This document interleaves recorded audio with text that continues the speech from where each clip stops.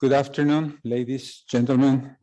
Welcome to our 5th annual Public Health Policy Forum on Gun Violence, a Preventable Public Health Epidemic. I'm Dr. Jaime Estrada. I'm President and Board Chair of Texas Doctors for Social Responsibility. I have the honor to introduce our first speaker of the afternoon, Dr. Archie Blair, who will talk about firearm prevalence and death in Texas and U.S. children. Dr. Blair is a clinical research professor in radiation medicine at the Knight Cancer Institute at the Oregon Health and Science University. He's also a professor of pediatrics at the University of Texas McGovern Medical School and collaborator of the Institute of Health Metrics and Evaluation at the University of Washington. Dr. Blair has been a mentor of several generations of pediatric oncologists and hematologists, including myself. In the mid-1990s, he brought attention to the many medical and psychosocial challenges that adolescents and young adults or AYAs with cancer face. He spearheaded the development of the field of AYA oncology worldwide. The second edition of his textbook, Cancer in Adolescents and Young Adults, has 129 authors from 11 countries in 5 continents. In his retirement, in quotes, retirement, Dr. Blair has become a productive researcher and an activist for the prevention of gun violence in our country. We're extremely happy that he accepted our invitation to open this, our 5th annual Public Health Forum, with a special presentation. Without further ado, Archie. Thank you very much. Thank you all. I know it's been a bit of a wait, and I am anxious to incentivize you on the topic for the rest of the day here in San Antonio. That's applicable to every town, village, country, I should say county and state in our country, including the District of Columbia, where something could be done potentially to help us out. I'm Archie Blair. There's a North Texas University basketball team in the building. I'm tired of saying hi. Their game is tonight, I guess, against UT San Antonio. All right, let's see if we can get the first slide to do its job. Okay, I'm pushing the forward button. Maybe I need to be 6'10" to get this to work. Okay, technical help would be great. Oh, there it is. Okay, so the topic, as Dr. Estrada mentioned, is firearm prevalence. Remember that word, prevalence.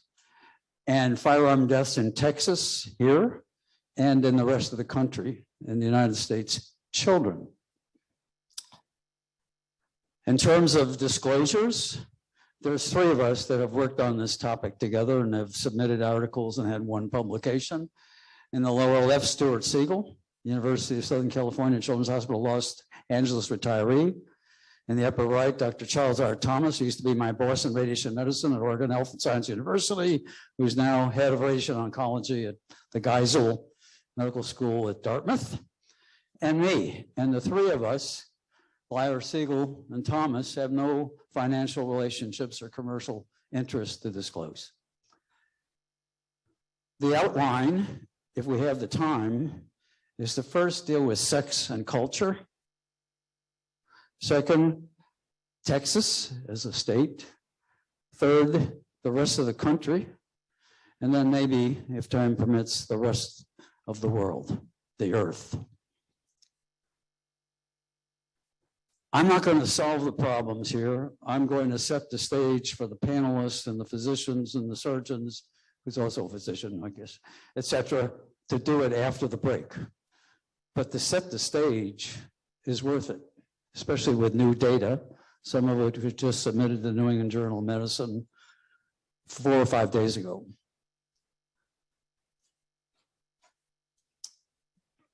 Here, starting with the youngest age group, 0 to 4 years on the left, and going up by 5-year intervals to 55 on the right, is the increase in the firearm death rate in the United States. I'm going to give you some US data first, among males. So on the left, you've got boys up to age 10, 14, 19, and then the middle age of young adults.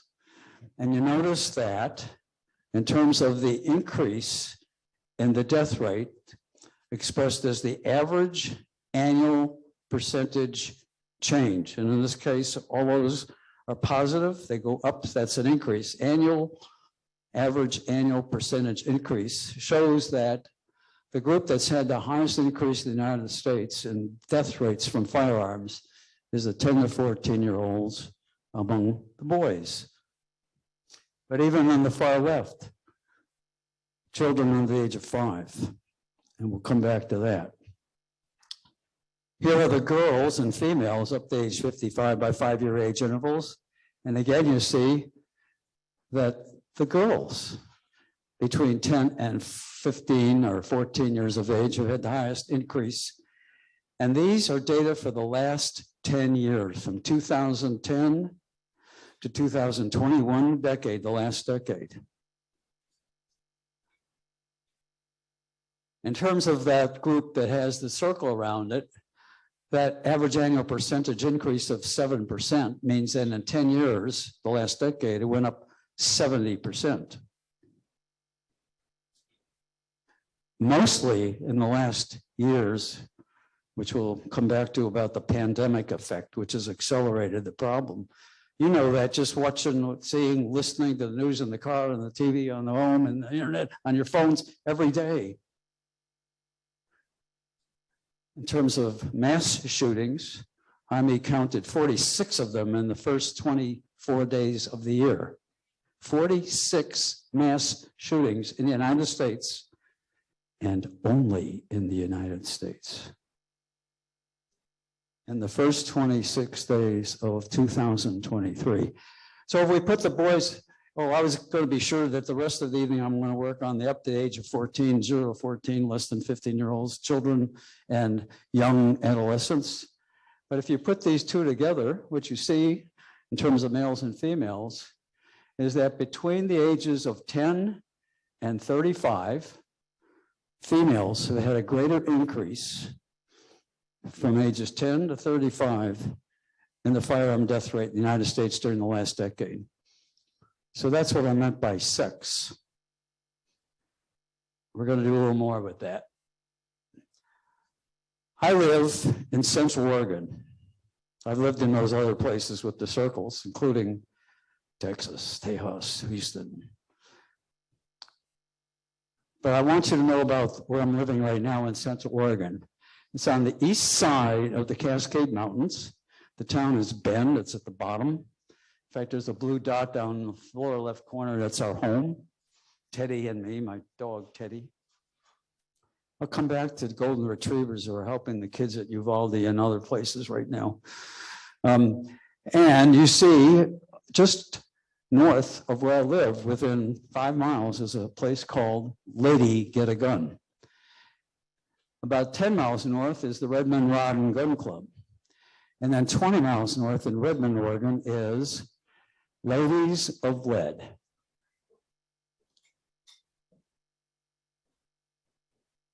That's some of them. Those at home or in your office, wherever you are watching, can see this better than here in this auditorium, because every one of those ladies is hosting, holding, pointing a firearm. And at the top, although you can't see it, it's www.LOL. That's not what you think it is. That's Ladies of Lead, and that's their website. And you can go there anytime and see that they're educating young women as young as 14 how to shoot. They also have firearms on their outside, including riding the motorcycles and motorbikes. In the lower left, I am aimed and trained, don't try me. Look at my eyes and see me. This is within 20 miles of where I live. In fact, I'll show you their office, which has a firing range in the back where they train women and children as young as 14, children, girls, adolescents. And then they sell all those guns that you see there, most of them designed for more feminine attraction. But there's one in particular, and there I've enlarged what it is. And they have photos posted of their meetings and so forth. And I've seen their firing range in the back. Remember that Uvalde was, of the 9 and 10-year-olds that were killed, of the 19, 14 were girls, 5 were boys. So this is not just a male problem, even though every single one of the mass shooters apparently that we can identify are males. But it's affecting females even more, especially in the younger age range. Now, this is for the very young. It's called JR for junior, JR-15. And it's a rifle, long gun, almost incapable of being a semi-automatic for children.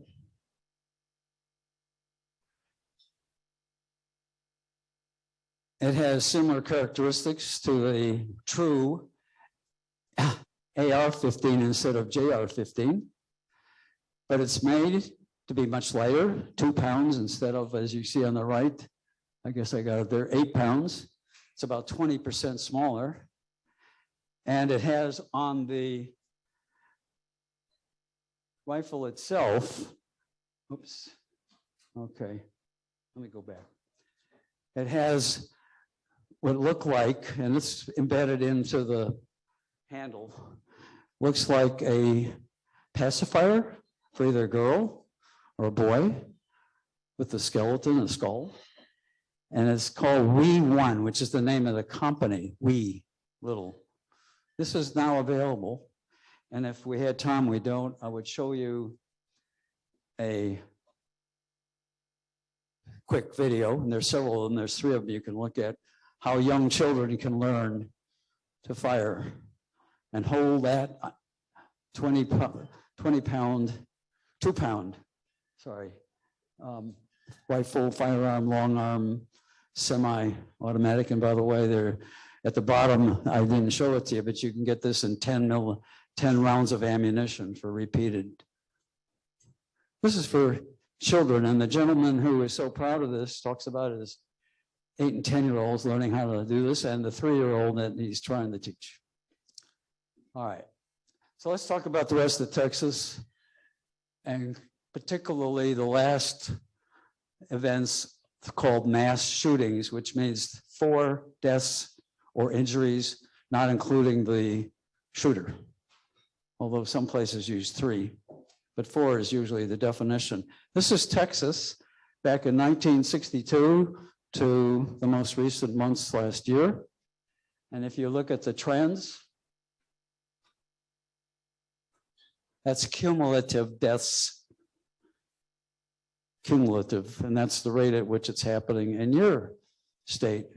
California's done even more in terms of speeding it up, as you've probably heard. 3 days in a row, multiple deaths. On the other hand, don't forget that mass deaths are a very small part of the problem, about 1%. Less than that, maybe a little more now with the last few weeks. So out of last year, or actually 2020, 45,000 firearm deaths, there were about 513 mass shooting deaths. That's a little less or more than 1%. So the 99% problem is what you're really here for tonight, even though Uvalde is so close and personal and so important to all this. I'll skip that. Okay, so now we're going to work on the 0 to 14-year age range. And we're going to start with that age group here in Texas and their firearm death rate. So it's per 100,000 0 to 14-year-olds since 1999. And as the most recent data is available 2020. So we got 22 years of data. And you can see that for a while, using regression analysis, the death rate was declining until about 2014, 2013. and then it increased. Those numbers, the death rates going down 4% per year on the left, and 9% increase per year, again, average annual percent change, are highly statistically significant. So something changed in 2013, 2014. Does anybody want to give me a reason or answer or a quick guess? All right, we'll come back to that. All right, so in Texas, the firearm death rate in that age group 0 to 14 had a favorable trend until 2012, when it not only ceased the improvement, it reversed, and it's got progressively worse in your state before the age of 15. Now let's look at the way we estimate firearm prevalence. How many guns are in our country among homes, households, owned by civilians, not in the military? The way we do that mostly, there are others way, and I'll show you one, is to ask the National Instant Crime Background Check, Instant Crime Criminal Background Check System, which whenever a registered store is supposed to sell a gun to somebody, they have 3 days to get an answer back from the National Instant Criminal Background Check System, whether or not that person can receive the gun. If they don't get an answer in 3 days, they get the gun from the store no matter what. And that's been a problem, especially in the last months and years with the pandemic. So that's called the background check rate, the firearm background check rate. And you can see over the same period of time on the left, it was holding steady for 5 or 6 years. This background check rate didn't begin until 1999. So we have to limit our ability to know what's happened since 1999. But since 2003 or 4, it's gone up steadily as more and more guns were being sold. It's increased exponentially. And you can see that the most recent year, 2020, is about at the top of that right scale with 2,300,000 background checks during the year 2020. And these underestimate the number of firearms sold by a significant margin, almost grossly underestimates, because many buy more than one at a time. So it does include the multiple guns. There are only required stores to do this, not those who buy them from gun shows or privately. Those aren't included, or make their own with ghost guns at home, or as is a significant problem, guns that are stolen from places. That none of those are counted here. So that 2.3 million at the 2020 level, maybe 30, 40% more, maybe more. Okay, but now let's overlap that data, those data. All right, I'm going to overlap those two. And you can see the red, that's decreasing firearm death rate and then increasing. And at the bottom, the black, the firearm background check rate. There's a relationship there. If we just look in Texas at all ages for background checks, you see that pattern since 1999. If you then look at the firearm death rate under 15 years of age, it looks like that. More than 4,000 firearm death rates. Actually, in this case, it's all ages. I'm sorry. That's right. So if we compare the two by using the data from, oh, you can't see that in the, all right, so let me go back. Let's see if it shows up. You can very faintly. We're using the data in the upper right chart, which is the firearm death rate on the y-axis. And we're putting on the x-axis with that faint arrow, the background check rate. And if you compare those two over the 20-some years of the study, each dot being a different year, you can see a definite correlation. Starting in the lower left corner in 1999 to the upper right in 2020. And if you do the math on that, the correlation is not only highly significant, a p-value of less than 0.00007, but has a relationship in terms of the Pearson coefficient of 0.82. That's strongly correlated. It's not causation. It doesn't mean that for every increase in the background check rate, there was another death. But these are so highly correlated that if you do a little more consideration, strongly correlated, the p-value suggests there's less than a 1 in 10 million chance they're not in some way related. That's how significant this is. And for every, let's round it off, 1,000 background checks, there's one more death as a result of relationship. And that's just Texas. What about the rest of the country? Okay, 2023, that's how old I am up there. And I've had a chance to look back and preparing for you tonight, some 54 years to 1969 when I treated my first child, actually patient, with cancer. Jimmy Mortensen, age 3, lived about 3 months.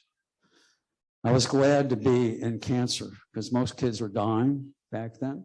In fact, if you look at the death rate up to the age of 15, under 15,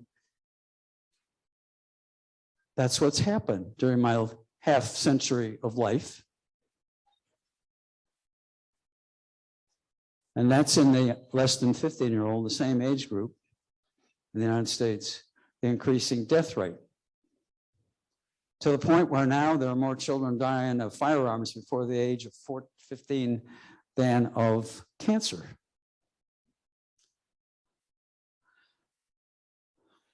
He's in England right now watching you and me and listening. He's there at the International Academy of the University of Central Lancashire. At the time he was 12 years old, he was living where I lived in Bend. He had a 12-year-old classmate who went home after school and killed himself with his parents' firearm, both parents being in healthcare. I knew one of them quite well. So I got more interested in the problem in 2016 when that occurred. Firearm killing as many, if not more, children up to the age of 14 than cancer.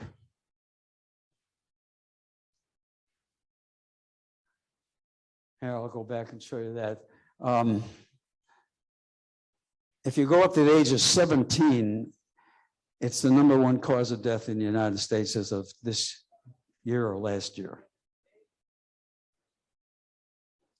Only in the United States of America. I'll show you that later. Okay, now here's the firearm death rate between the ages of birth and 15, under 15-year-olds. And you can notice that there was a peak around about 1994, and then a rapid decrease, and then a recurrence, especially in that last year where we already talked about the pandemic. So what explains that peak and reversal? Now I'm going to give you the answer, although it's obviously not proof, not causation, but the federal assault weapons ban that was started in 1994 and planned for just 10 years to expire in 2004. So it's a 10-year period shown by that blue purple rectangle. Notice that as soon as that ban was in effect in the United States, the death rate started to decline. And guess what? When it ended, expired, sunsetted in 2004, now you know the answer. Now we've tried to correlate that kind of death rate with anything else. And on the left, you see accidents that aren't due to firearms, like unintentional firearm deaths. And I can talk about that at length. Motor vehicle accidents, drowning, fire, burns, poisoning, falls, suffocation. It's not due to suicide or suicide. And there's no correlation with any of those other causes of violent and accidental death among 0 to 14-year-olds in the United States. None of them correlate. The only one that did was the federal assault weapons ban. In retrospect, there was a pediatric benefit of that ban that we just submitted to the New England Journal. Let's go a little further with that. As I mentioned earlier, the national background check, firearm background check system started in 1999. So it's 4 years into the federal assault weapons ban. So we couldn't go back for the entire 10 years of the ban. We could only do the last 6 years. But if you do that, the relationships, again, showing on the y-axis, the death rate, and on the x-axis, the firearm background check rate above or down below the handgun permit rate, because they also file whether or not a handgun was requested when the purchaser was screened for a background check. And you can see relationships that are pretty obvious. Correlation coefficients on the right are 0.86 and 0.81. 1.0 would be a perfect match. So it's strongly correlated.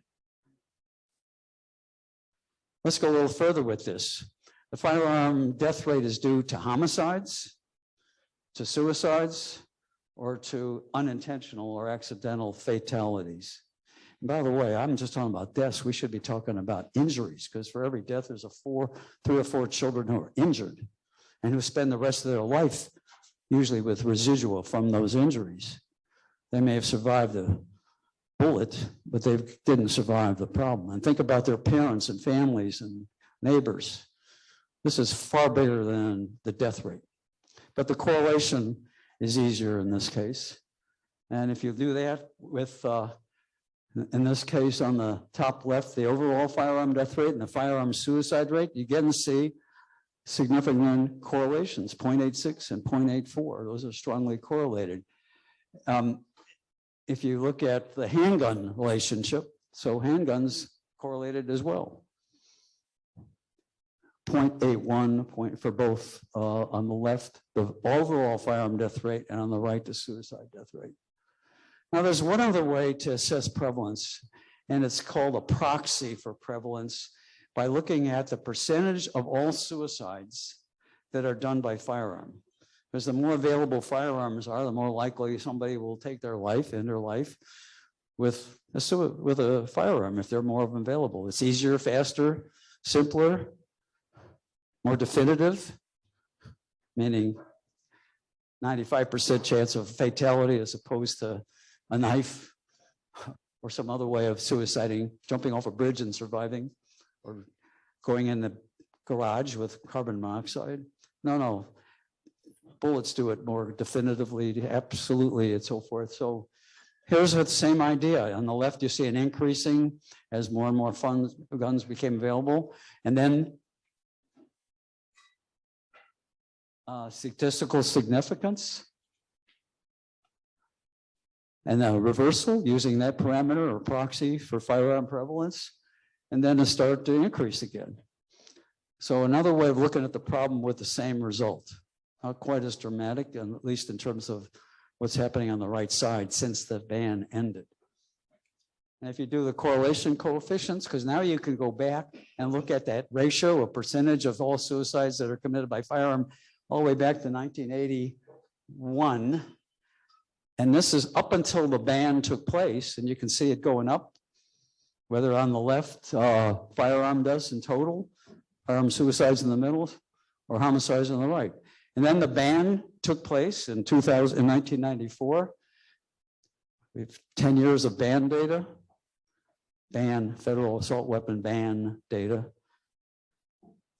And every one of those is highly significant. P-values, R squared or correlation coefficients of 0.95, 0.95, and 0.87 for those green curves that are the decreasing death rate during the ban.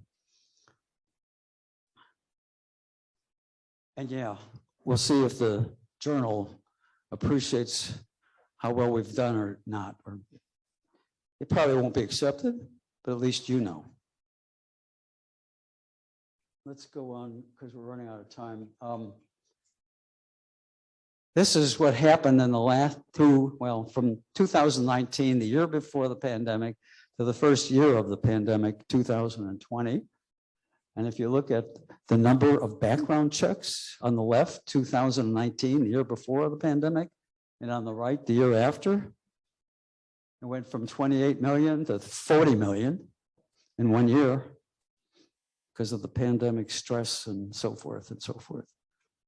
If you look, and most of that increase was first-time gun owners and parents and those who wanted handguns. So most of the increase, you can see that right here, was due to handgun purchases.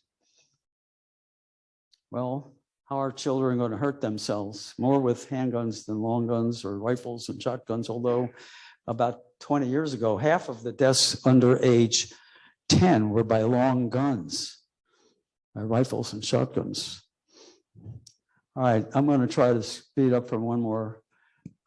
Let's keep going here. The world, the whole world. If you look at every horizontal bar on the left, you'll see in red the United States of America and its death rate up to the age of 15. All the other countries below that, starting with Guam and down at the bottom, Saudi Arabia, their death rate pales, and that's a bad term, by comparison. We are so far out in front, by far, than any other country in the world in terms of our children and young adolescents dying of firearms. Suicides, way out in front. Canada is second, interestingly, and a lot of those firearms that those children are using come from below the border in this country. And that's why the premier or president, I've forgotten what he's called in Canada. What is he?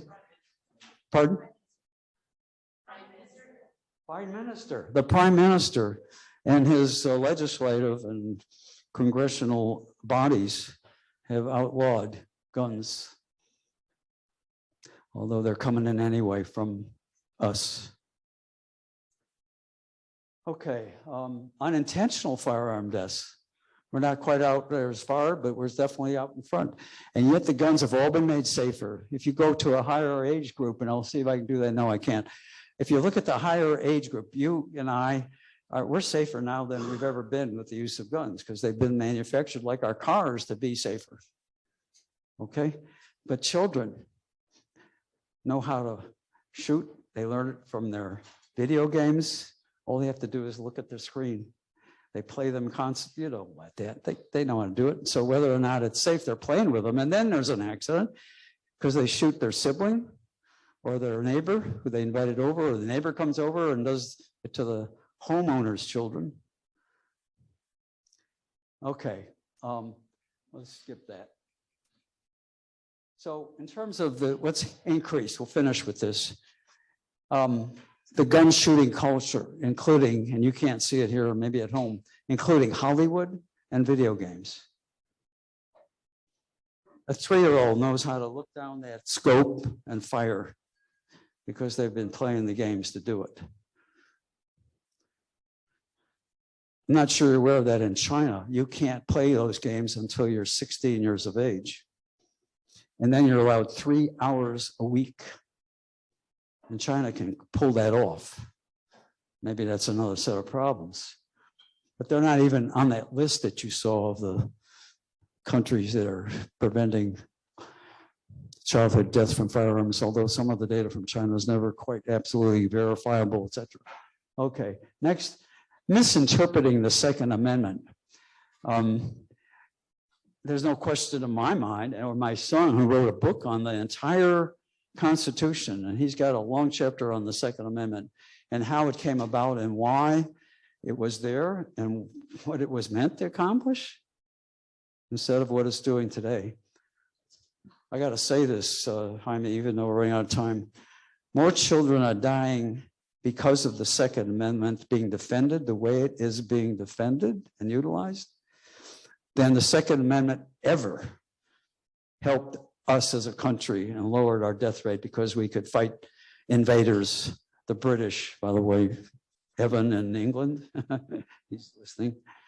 So no, the Second Amendment is hurting, killing, and murdering more of our people by the way it's been interpreted. So that's me, the people by my son, Kevin, who's in New York City watching this, I think, unless he's in Amman, Jordan, where he was a few weeks ago. Increasing firearm prevalence, duh. Open carry. I've seen that in front of me in the store and the banks in the last months.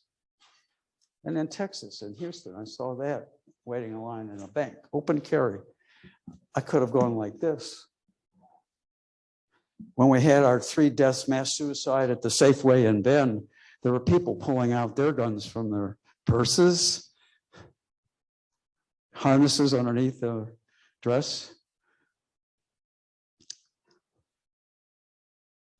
Concealed weapon. More and more states are allowing that naturally. Arming teachers with guns. That's just going to increase the death rate. Arming females with guns. Stopping a bad guy. You know where that comes from. Stopping a bad guy with a gun by a good guy with a gun or with a good guy with a gun comes, of course, from the NRA. And they're talking about the person that's bad as being mentally deranged. It's all mental illness. That's the problem. That's what we have to solve. Blaming the problem on mental illness. I got to point out that somebody I've gotten to know and who wished us well here tonight, Nicholas Kristof, who's a New York Times publisher and ran for, or was going to run for governor in Oregon, and will, I hope. Nick, you got to run. His book is about the problems and it fits Texas perfectly. I strongly recommend you understand why the problems are out there, mostly in the rural environment, which is what Nick learned as a child in the farm he stays in right now and is writing for the New York Times, and the same farm, an apple farm in Yamhill County, which is a very sparsely populated county southwest of Portland. So thank you, Nick. Expecting law enforcement to solve the problem. The pandemic, which has made us a U.S. firearm pandemic as well as an infection pandemic. And then down at the bottom, allowing semi-automatic long guns and handguns, which are basically assault weapons. And of all those, the 2 that I really want you to think about for the rest of the evening are increasing prevalence, and at the bottom, the assault weapon and the benefit of a ban that was passed by the U.S. House of Representatives in July last year, was never looked at by the Senate. The legislative system ended at the end of 2022. And I think that wiped out all the bills that so you got to start all over. And if the Senate did that then, imagine what they're going to do now. Okay. I'm not going to do this. And by the way, just 2 days ago, the New York Times editorial by Nick Kristof, Smarter Way to Reduce Gun Death, was published. I recommend that to you. Okay, we're out of time. I want to thank everybody here. I want to thank those who are here or who are coming from Moms Demand Action. There are 4 of you. From Brady, which by the way started with the Brady started with the first year of the federal assault weapons ban. And also Gabby Giffords.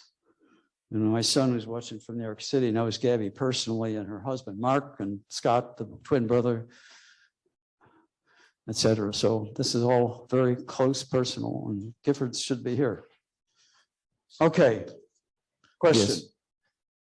Any questions for Dr. Blair? We also have Texas Coalition to Prevent Violence here. Yes.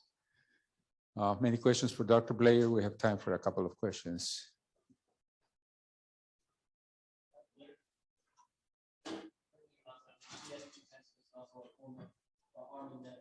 Do you think changing the type of ammunition, such as hydroshocks and talons and bullets that penetrate death will change the death rate? Will the changes, or are there changes in the ammunition that would reduce the death rate? I don't know enough about that to answer in any definitive way. I would assume that the softer the bullet, that would be one way of doing it, but then it takes away what the owner wants to do with that. And I'll say one more thing. I'm going to move that off the screen a little bit. And I've run into this recently in our neighborhood, that many of the first-time gun buyers in the last 2 or 3 years, are trying to defend themselves from an intruder, somebody at the door, front door usually, or the back door, the intruder problem.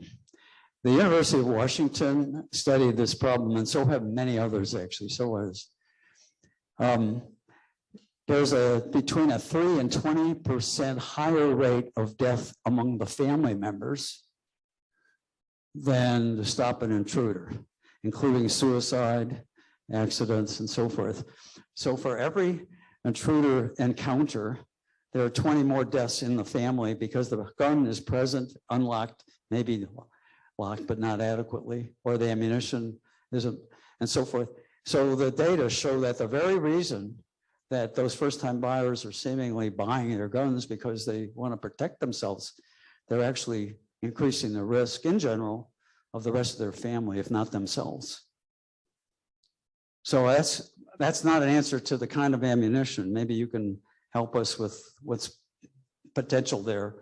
But it does say that whether it's 20 rounds and so forth, the bullets themselves, that just having that instrument at the home to protect yourself is probably going to take your life or somebody in your family's life before that ever happens.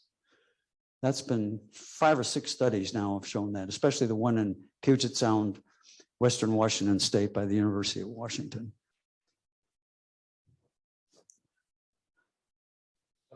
Is there more about the bullets that you can tell us? Because I'm not familiar with the type of ammunition. Excuse me for maybe the bullets come talking about low energy transfer, high energy. Technology can take the bullet, dispenses that energy in your body. There's a high energy transfer. So look at some of the bullets that have a hole in them, and there's hydroshocks. They create a very small hole coming in and a huge room coming out. At the risk of being dramatic, the reason why somebody's children finally identify their color of their attention because they were decapitated. The way to prevent these illnesses, and I'm sorry about the shit that I have nutrition, love my own shit. I'm tired of watching the holes be blown in the children. We need to get rid of these weapons. Talon rounds, cocktails, hydroshocks. They need to be banned. I got a big mouth.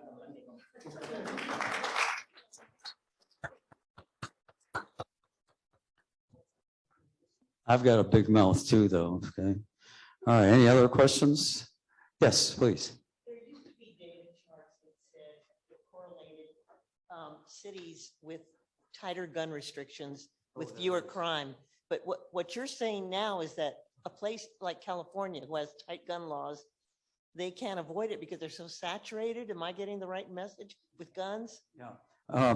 California has had more trouble this year so far, as you know, but they're still one of the safest places. And yet, because they have more people in their state than you do, and in fact, you're third after New York and California in terms of total population, but you're way out in front of California and New York. They're down in the middle of the pack. So yeah, they're having more problems, but they're starting at a much safer level. And California is a good place to be in that sense. Yeah, they've got to, every state's got to deal with the increasing issue. The other interesting thing for me is that DC, the District of Columbia, is at the bottom. It has the best rate in terms of children under 15 dying of bullets in the District of Columbia. And that's true actually for older ages too. So there's something going on in DC where the problem isn't being solved. And with the families that live there having a safer place for their children. Okay, go ahead.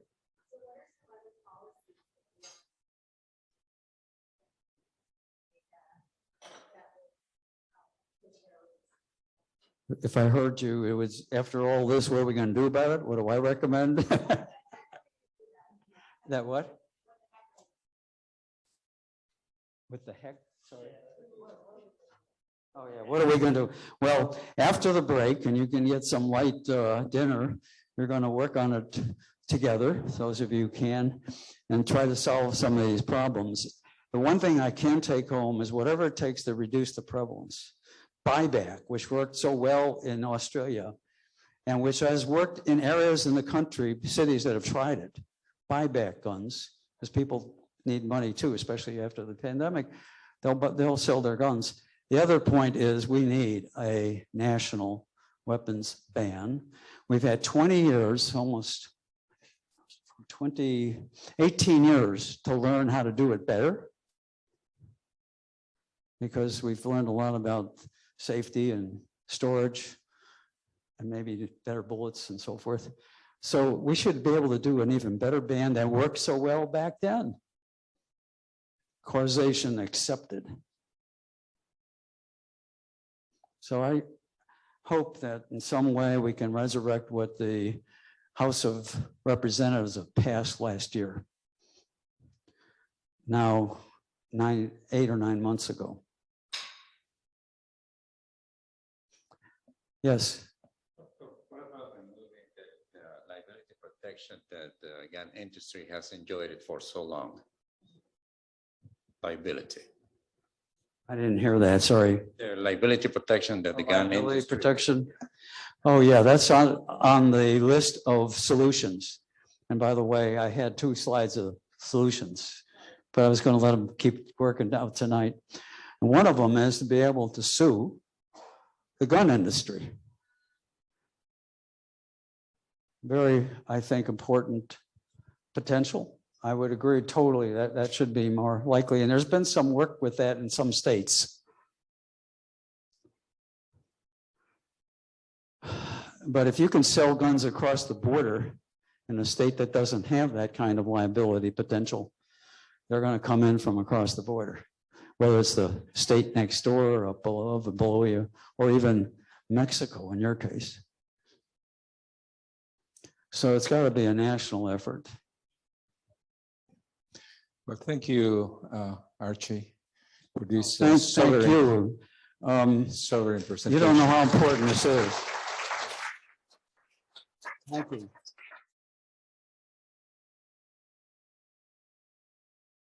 Let's go ahead and get it started.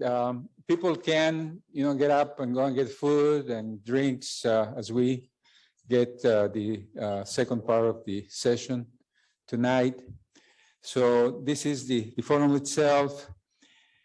And again, welcome all. I'm Dr. Jaime Estrada. I'm the president of Texas Doctors for Social Responsibility, which I'm going to name TDSR from now on, and also co-chair of the Texas chapter for the National Hispanic Medical Association, which is going to be NHMA too, with Dr. Bert Johansson. He's the other co-chair.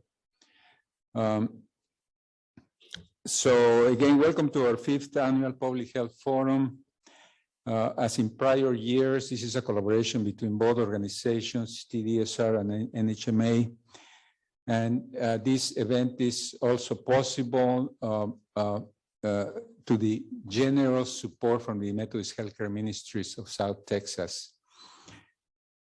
As you may know, TDSR is a growing, diverse nonprofit organization of medical professionals, medical students, and others who are passionate about advocating for health equity, social justice, and the prevention of gun violence in our Texas communities.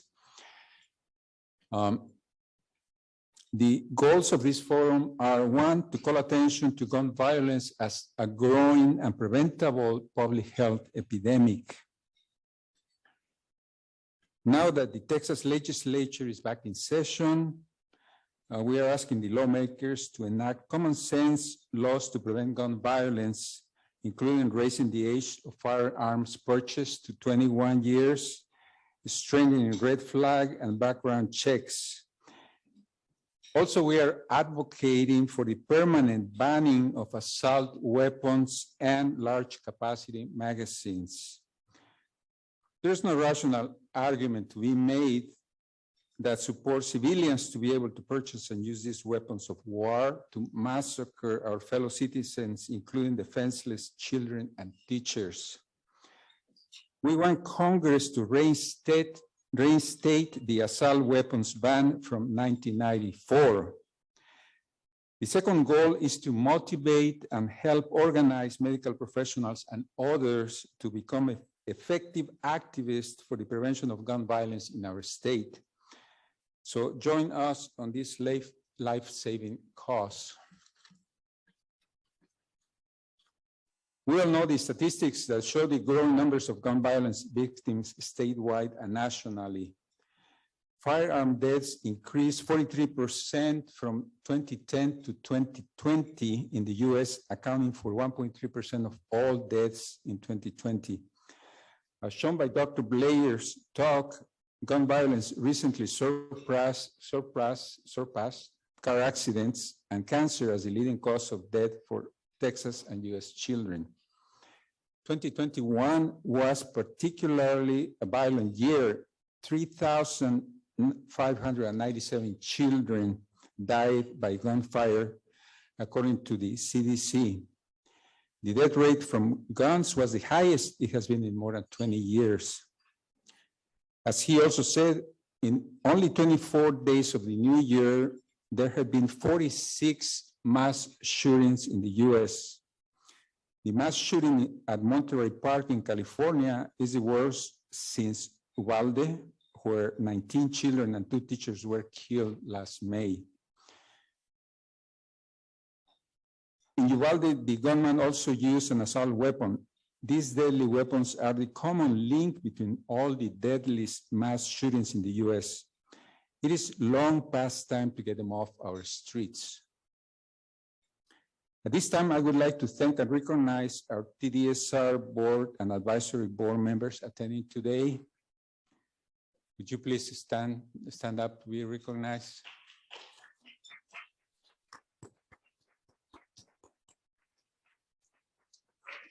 Thank you. I also want to recognize Janicia Green, Director of Membership and Chapter Development, and LeSean Malloy, Manager of Events Meetings at the NHMA, and thank them for their help in organizing this event.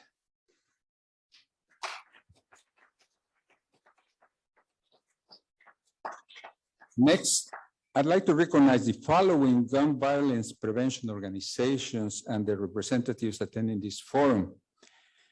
Nicole Golden from the Texas Coalition to Prevent Gun Violence, of which we are part of. Denise Cooper from Texas Gun Sense. Yeah. Valerie Maisel, Corey Ferraro, Sandra Sutton, Jennifer Olson, Angie Jen, and Alexandria Lacombe from Moms Demand Action for Gun Safety.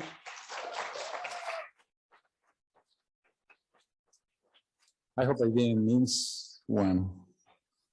Paulani Cortez Villa from the Giffords National Organization. Thank you, Paulani. Adrienne Lloyd from the Texas Children's Defense Fund. Are you here, Adrienne? No, okay. And Chris Brown from Brady United, which will join us later. Thank you all for your support.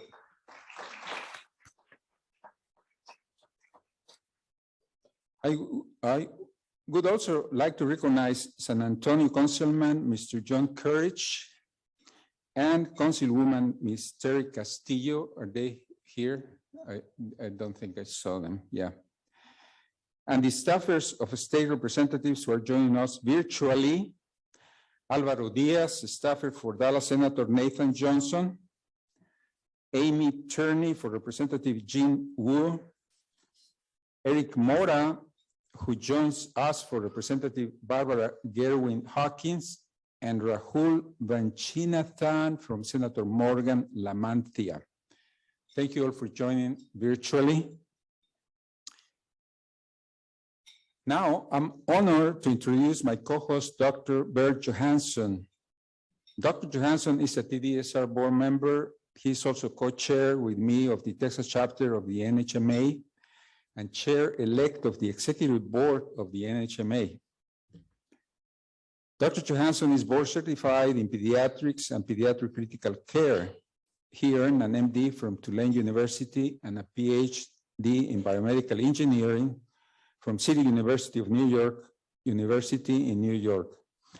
After completing a pediatric residency at Children's Hospital of New York at Columbia University, he continued his training with a fellowship in pediatric critical care medicine at Cornell University. Born to immigrants from Honduras and Sweden, he's very proud of his family.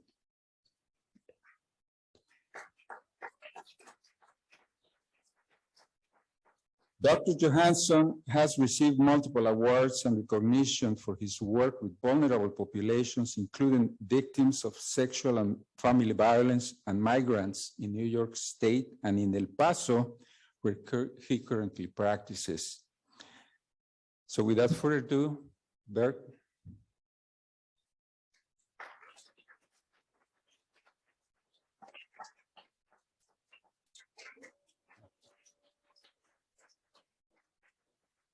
By the way, he's here with his wife, Ceci.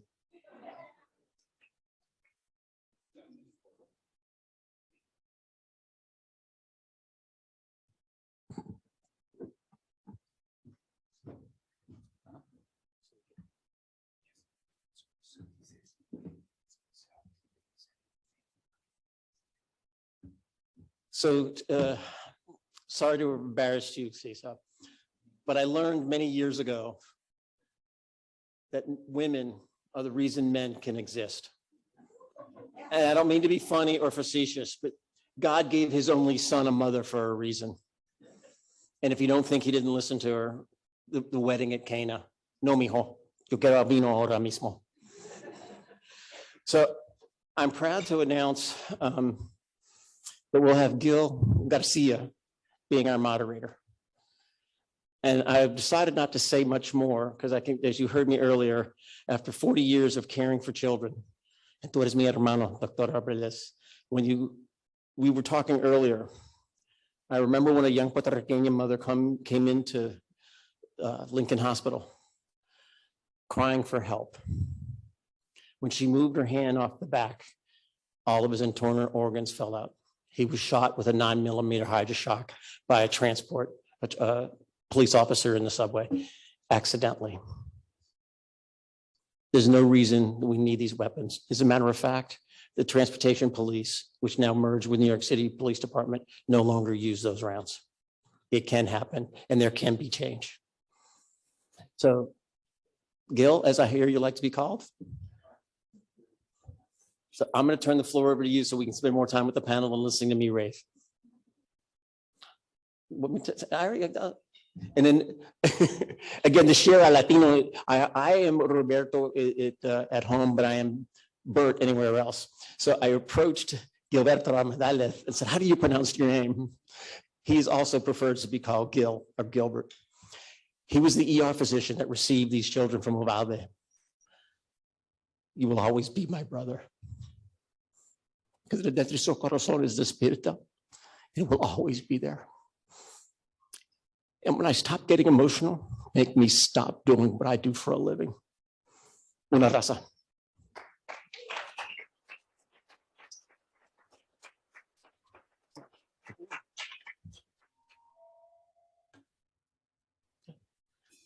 I'm out of here.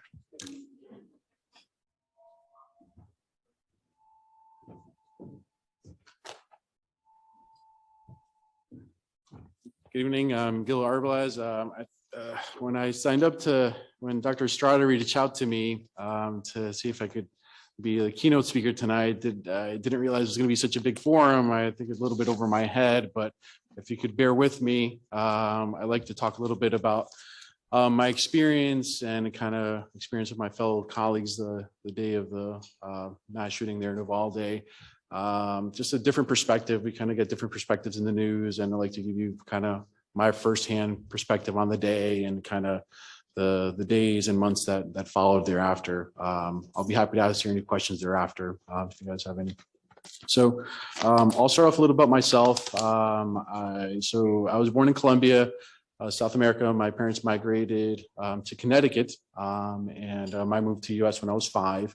I ended up going to college in upstate New York at Hobart and William Smith College in Geneva, and then moved back to Connecticut, where I attended University of Connecticut for med school and stayed there for residency. Afterwards, I went to Alabama for a job, and my wife and I decided we liked the weather better than Connecticut. There was a ton of snow up there. So we opted to kind of look for in the South, although Texas isn't considered South apparently, to relocate, and we ended up choosing San Antonio as our home. We've been here for about 9 years now. So when I first moved to San Antonio, I worked in the Methodist system, and while I was working at MSTH, I ended up getting a call from a colleague of mine who was the medical director in Uvalde about 9 years ago, or 8 years ago, and he wanted me to work a couple of shifts in Uvalde. I said, sure. I had to go up there to fill a couple of shifts, and then there's availability. Since then, I had this knack of always going back. I'd always have to drive 90 miles there and back, but for some reason, I always kept going back. You know, the nursing staff there is phenomenal. The ancillary staff, radiology techs, phlebotomy, the radiologists, everybody there is just amazing. So it always kind of kept me going back. About 2 years ago, I made the decision to go back there full time. So I've been there full time since then. Initially, since I'd only do a shift there every couple of months, initially I was kind of hesitant to go there because I thought I was relatively young at the time. So I thought my skill set would get eroded. I wouldn't get enough intubation, central lines, intubations, or chest tubes, or what have you. Little did I know that Uvalde, being a critical access hospital, basically functions as a level 1 trauma center when there's any clouds in the air because air life doesn't fly, or when the patient's too critical to be transported to San Antonio directly from the scene. So over those years, we'd see a bunch of traumas, whether it be the tourists who go hunting and accidentally get shot, or the people who come to Concan or to Garner State Park, and they decided to go on that same rope swing off a rope, and somehow they always miss the water. Or just more recently, we've been seeing a lot of what's been coined as bailouts, where there's a lot of immigrants being chased by DPS and vehicle. They're almost always unrestrained. There's always high speed accidents, rollovers, all that stuff. We've been seeing a lot of that. And I guess for better or worse, over the past few years, all these experiences to sort of kind of have trained us, both myself, my fellow colleagues, in addition to the nursing staff and the ancillary staff, to kind of be ready for trauma. And unbeknownst to us, I think all this training kind of helped us prepare for the Robb Elementary School shooting, which I was the attending physician on, along with Bob Graydon, who is the physician assistant who was there as well. So the Uvalde Memorial Hospital had recently moved into a brand new facility. So they built it, they knocked down the old hospital, brand new. As with any other build, as it was with when I built my home, there's always these things for the warranty, right? There's a scratch here, there's a scratch there. So it turns out on May 24th, they decided to fix the flooring of the emergency department. There are a few scratches. Administration wasn't happy with the scratches. So when I showed up to work at 8 a.m. that morning, the whole main nurses station was walled off with plastic coverings to help with all the debris and all the stuff that may come from the construction. So I was put in a little room, a fast track room for the beginning of my shift as my makeshift office. So I was there, I had this little screen on the wall, and the keyboard was one of those moves that hit the little lever, and you don't put any pressure on it, it'll go straight down. It was really inconvenient. At any rate, we were sitting down, I was doing my chart. A really busy morning already. We had few really sick people. We already had a lady who came in with flash pulmonary edema who didn't tolerate her BiPAP or the extra breathing we were giving her, for those of you who aren't medical, and we ended up intubating her. We had a gentleman who came in with severe chest pain and back pain who ended up having aortic dissection, and we had the other kind of just again, this is a small critical access hospital, so this is what I thought my skill set would degrade, but really wasn't the case. And then in addition to the belly pains and the chest pains and the fevers or what have you that are pretty typical of the early morning rush. So I was getting ready to transfer the thoracic aortic dissection and transfer the pulmonary edema, flash pulmonary lady. I was dictating while the security guard was rounding through the ER, and they always have their radio a little bit on the higher end of things. So the charge nurse ended up kind of overhearing a little bit about shots fired. There sort of everything sort of began, and initially we thought it was more like a one-time thing. Maybe we were hoping just like one unrelated. We thought maybe it was like a car chase or some robbery in progress or something like that. That isn't all that uncommon. As the minutes passed, we kind of settled in that this is not an isolated event, that this is far more than just a single gunshot wound. So after that, Julia Rodriguez, who's the ED nursing director there, basically gathered the troops and started getting everything prepared. The construction crew kind of got everything down, and the nursing staff was able to actually go back to work at their actual workstations as opposed to working out these small makeshift workstations that we had kind of going on because of the renovation. So at that point, we kind of got everything ready with chest tube trays, needle decompression kits, tourniquets, IV set up, and for the next, then it became a waiting game. Right, so we were ready. Everybody was ready. We're sort of prepared. We were actually prepared, and unfortunately, we got way too much time to prepare. And as we sat there, there's this golden hour in trauma where basically, I'm sure Dr. Stewart, could attest to this as well. But you have basically major trauma. You have about an hour to make a real difference in a patient's life. And I sat there, and not everybody was versed in this, so every minute that passed, I just counted. It was like, okay, it's been 10 minutes, it's been 20 minutes, 30 minutes. So we all sat there, and in my mind, I could only think about the decreasing probabilities of making an impact on any patient that ended up coming through the doors would dwindle as every minute passed, and then we surpassed that golden hour, and I really just I became more and more kind of stressed and anguished, and kind of really wished these victims would kind of rush to the doors. In emergency medicine, we have this thing where we always want to be caught up. We all want to clear the ER. We want to make sure everybody's seen really quickly. And that day, we really wanted to see as many patients as possible. You'll never hear an ER say that. The ER usually, we don't say it's slow, because if you say it's slow, a bunch of people are going to show up. We never say that kind of stuff. We're sort of kind of like that. But that day, we're wishing we'd be the busiest ever. There are people coming in from all over the hospital. There's the family practice, people coming by from their office. Even the radiation oncologist came down. I'm not sure what he was going to do, but he came down to help out.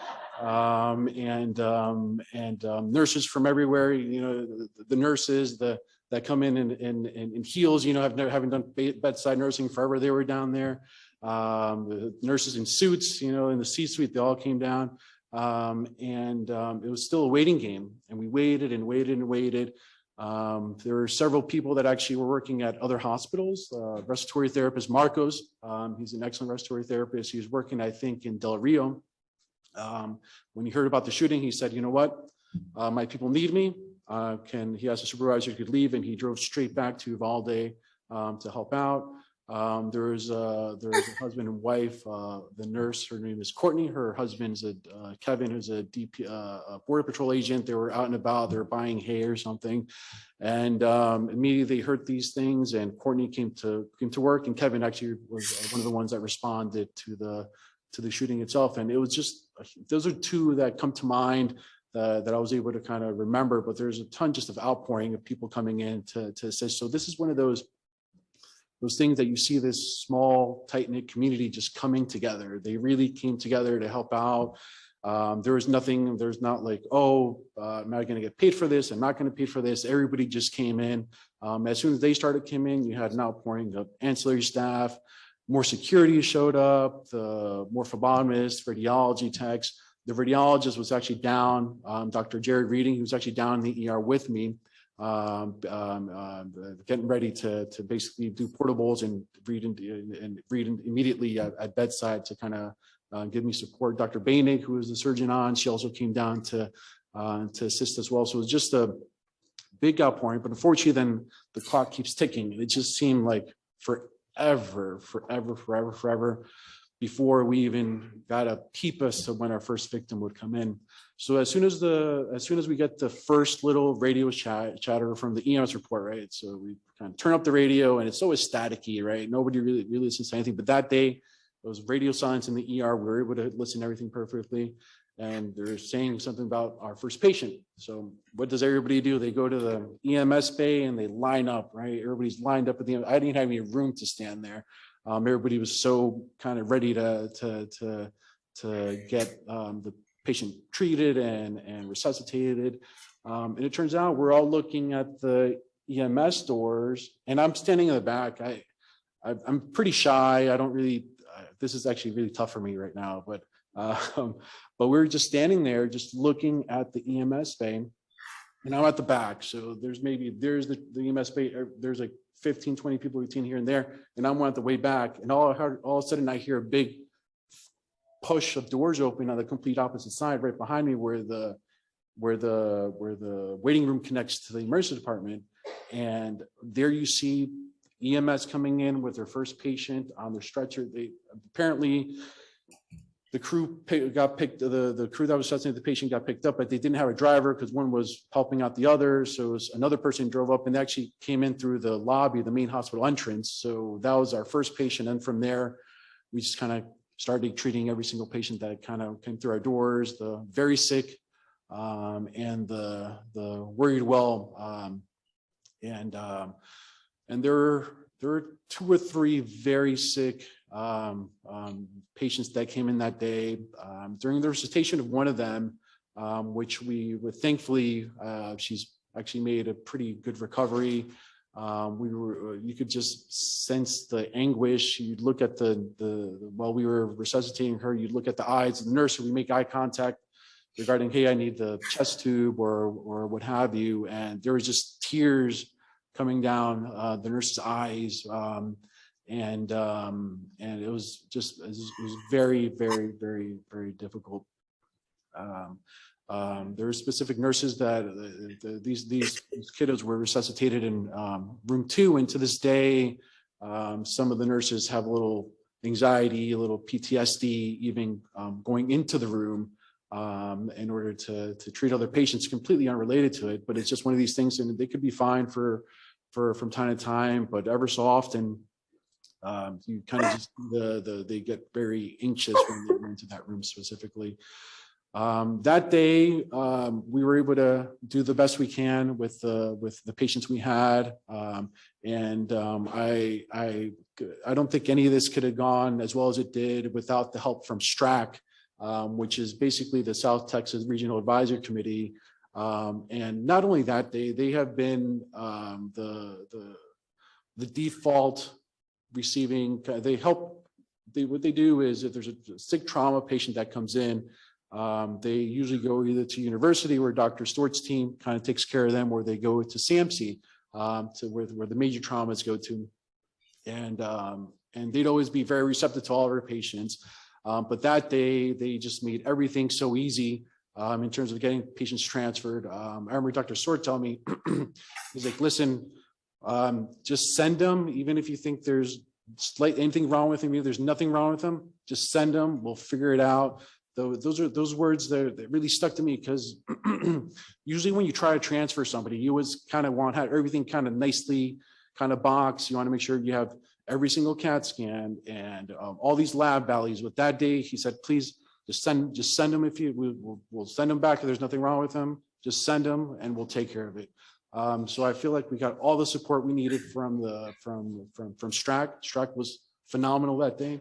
We had sent a lot of patients to university, a few to SAMC, and Methodist. Actually, Methodist Children's accepted one of the kiddos as well. There was a lot of support that day. Afterwards, we had a few minutes to sort of kind of gather ourselves a bit, because the day went on, right? So the patients never stopped coming. Patients continued to come through the doors. There were sick medical patients that kept coming in. We still needed to transfer out the pulmonary edema lady. We still needed to transfer out the dissection gentleman. And the day just kind of kept getting busier and busier. So finally, around 7 o'clock, we were able to catch up a bit, and we were able to kind of debrief a little bit. And the staff was pretty distraught. We actually had nurses come in that they were trying to get their kiddos out of the school. So while the shooting was going on, they were kind of at a loss for their children. Their children were inside. Then you start hearing stories of kind of heroic measures that these kiddos took. There was a little girl named Madison who was in she was in one of the rooms, and apparently one of the doors was left open, and she actually kind of stood up and locked the door. A lot of them kind of climbed out of windows. There are a lot of positives in terms of kids kind of getting safe and being able to get out on their own, but then because we didn't actually really know when we're in the ER, we didn't know what happened on scene. We just kind of saw what came in, and we weren't privy to what actually happened. So then we'd get the phone calls. Is my kid there? Could you identify my kid? And those were heartbreaking. Those were really heartbreaking, where parents had no idea where their kids were, if they were alive. As they were mentioned before, some of them were unidentifiable. They literally would look at sneakers or clothing, anything to identify them. And so that really set a really tough impact on us. One of our nurses lost a grandchild in the shooting. One of the girls was basically sitting right next to her, one of her colleagues, and I guess he was shooting under the doors, and one of these basically ricocheted and went to this little girl's nose. And this other girl was sitting right next to her, Maddie, and it was just, these are bullets that are millimeters away from killing them. So a lot of the kids got very, very, very lucky. So the next few days were pretty tough. I was on shift the following evening, and I'm not sure, I think it was STRAC as well. I'm not sure who exactly helped out with this component of it. They sent out nurses and medics in order to help, I guess, take some of the weight off of the staff that was there. And in order to have the nurses have a few days off, have some time to kind of collect their thoughts and be with their families, because a lot of the kids were in the school. So they were still traumatized. They were still very, very, very anxious about being at work. So, a lot of horrible things happen, but also the support we've all received from San Antonio and from all the nurses that came by, the medics that also, because a lot of the paramedics that responded to the scene are still to this day absolutely heartbroken about everything they saw. And I think a lot of it was just inability to get to the kiddos, inability to do anything for them, right? In emergency medicine, we always like to do stuff. We like to make things better. And same thing for the medics. And they just felt like they just couldn't do anything. And they were just absolutely heartbroken. They were heartbroken. They couldn't transport more kids. We were all heartbroken. We didn't get more kids. Like I said before, it's the first time you'll ever hear me say, please just give me as many patients as you can. And the days that followed and the weeks that followed, we got a lot of help. from like I said before, from STRAC and everything else. There are mental health providers that came out. Some of us utilized and some of us not so much. And then it's sort of kind of then, you know, the next shooting happened. The next shooting happened. You always think like maybe this is the one that's gonna be the last one, but you know, it's never the last one.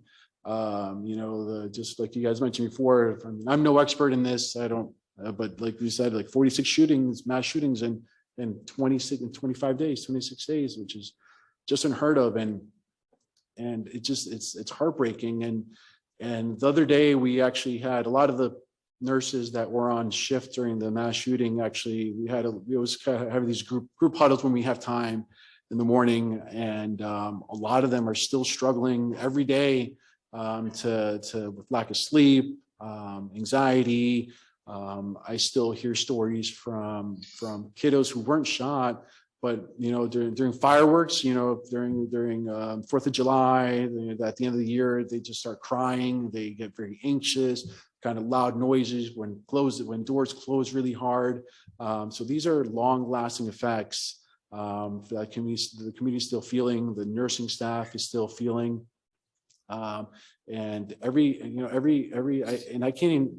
I can't even fathom being a parent or a sibling or a grandparent of any of the child that were actually affected. I mean, it's affected me in every sort of way in my own personal life. I just can't imagine actually having a child or a loved one actually be there.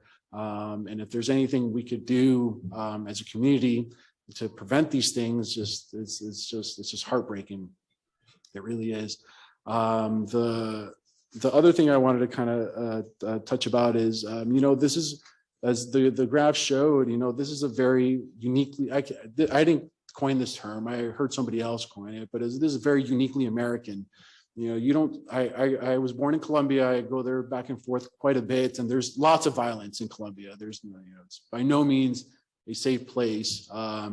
But you never hear about shootings at schools. You never hear about shootings at hospitals. You know, nobody shows up and kills their back surgeon because they still have pain after back surgery. It's just things you don't hear about. So I just don't understand how we could be one of the most advanced countries in the world. Everybody looks up to us outside of here. And you talk to people in Colombia, the U.S. is the best country in the world. It's got tons of resources, but we just can't get this epidemic controlled, and it's killing our children. It creates anxiety when you send your kids to school and your most loved, prized possession, and you don't know if they're going to be safe there. You know, it's tough. And anyway, that's kind of been my experience. I know I kind of just rambled on, but I haven't really talked all too publicly regarding this. I felt that when Dr. Estrada reached out to me, I think this would be a decent forum for me to talk about my experience, kind of convey what the hospital staff felt. And obviously we're always there to kind of help out any we can, but it has a ripple effect in every facet in life, from the cleaning crew who had to clean up the blood afterwards, to the nursing staff who had to treat the patients, to the doctors, to the registration, to everybody involved. But I do want to thank everybody who was there to help. Dr. Stewart's team for doing a phenomenal job in receiving all our patients. And thank you everybody here for taking the time to listen to my story, and hopefully it has some impact to change some legislation.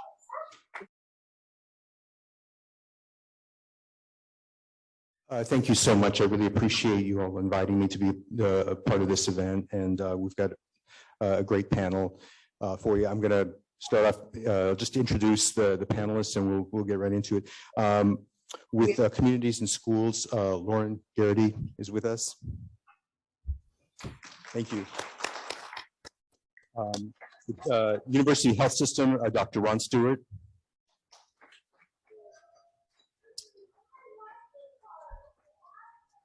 We've got Texas State Senator Jose Menendez. With the Clarity Child Guidance Center, Chris Bryan. and with stand-up essay, Derek Taylor. Thank you.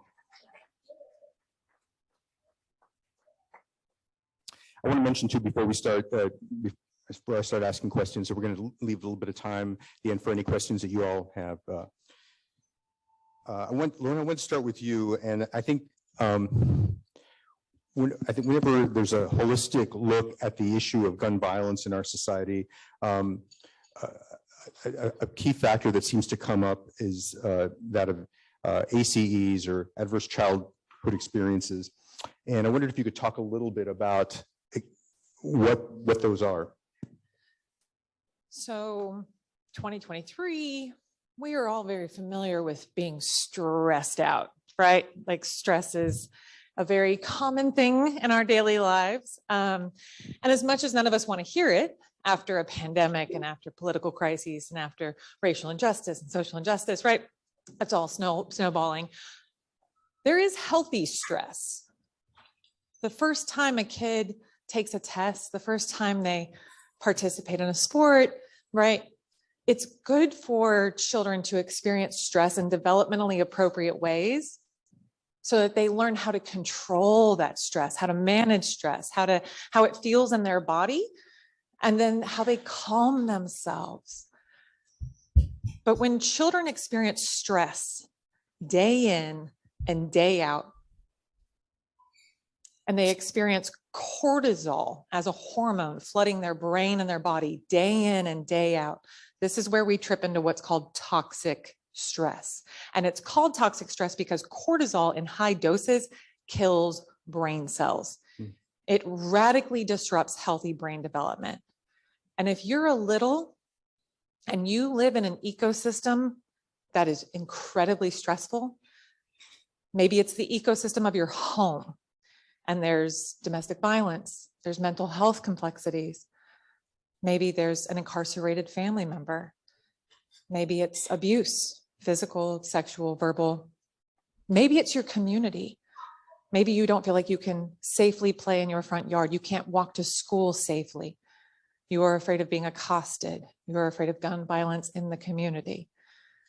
Maybe it's because of your appearance. Maybe it's because of the color of your skin. Maybe it's because of your gender identity, right? All of these things. If a child day in and day out feels threatened, that cortisol can radically disrupt their development, leading to a whole cascade of behavioral, physical, and social issues later in their life. So I'm part of what I call team #upstream, right? And that's because we have to really think about how do we protect our children from the start and protect them from adverse childhood experiences. And what do you see as the connection between those toxic experiences and that type of toxic stress and gun violence in our communities? Right. Like, again, if you live in a community where gun violence is rampant and you can't walk to school safely, you can't play safely, you can't fall asleep without worrying about, that's a huge issue. Now we have the complexity of kids going to school and schools not being safe spaces. Schools should be a place where you feel like you belong, you connect, you're able to lean into cognitive development, social, emotional development. And instead, at communities and schools, we hear from kiddo after kiddo after kiddo. And yes, we serve the youth in Uvalde ISD. How am I supposed to focus on my coursework if somebody drops a book and I'm derailed for the next 30 minutes? Or I just associate this space with fear and with danger. Ron, besides reducing firearm violence, what are the practical things that you think we can do to reduce those childhood adverse experiences and childhood trauma in our society? So it's very common. So about 20%, I think the data show, have 4 or more ACEs of population in the US. So it's really common.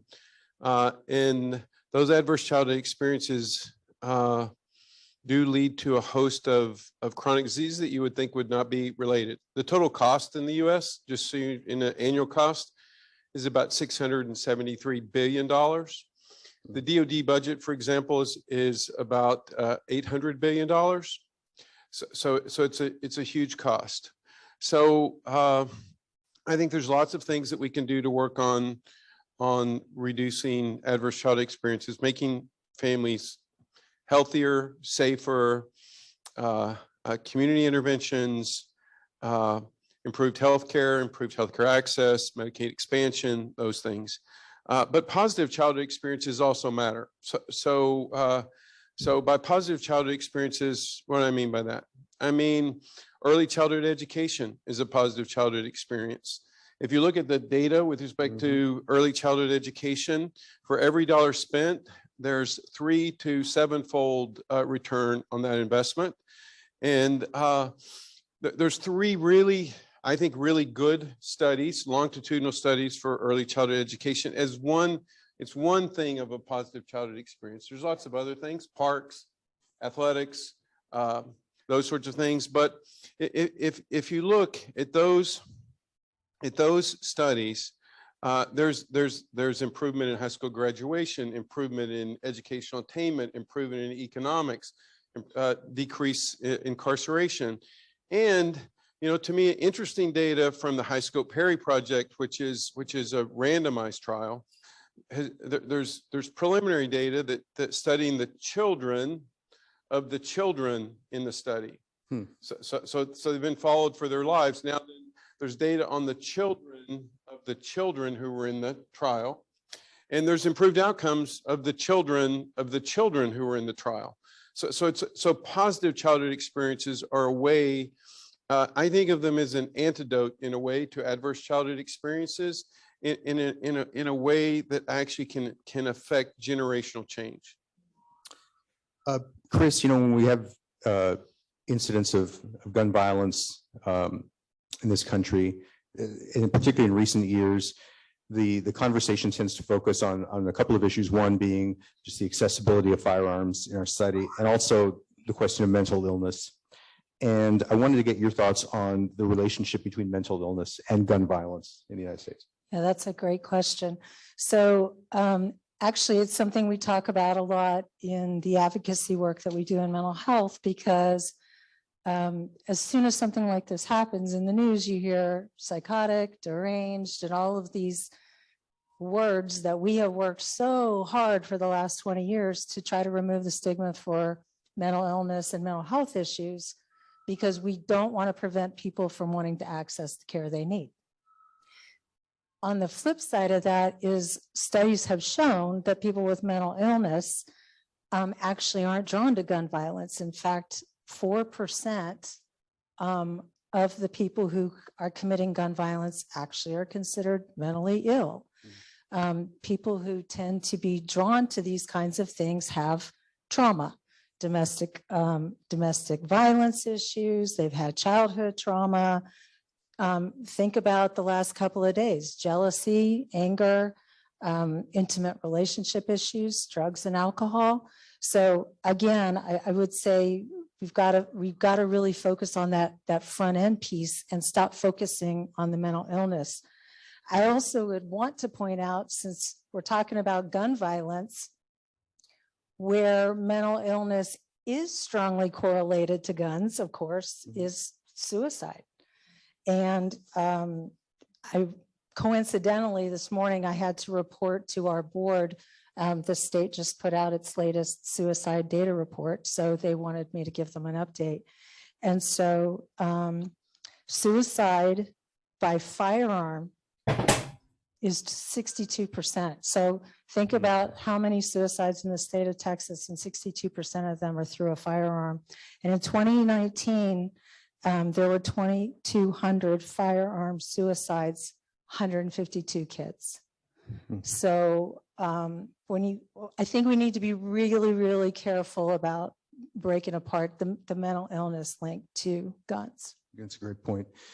Senator Menendez, last October, about 5 months after the Uvalde shooting, on the issue of gun reform, you said, quote, "Our children are not partisan. They're not Republicans. They're not Democrats. They're children, and they all deserve to be safe," which I think is a sentiment we would all agree with. But obviously, it's been very tough to make progress on the issue of gun reform in this state. What will it take, in your opinion, for this state's elected officials to get past partisanship on this issue and take action for the children of Texas?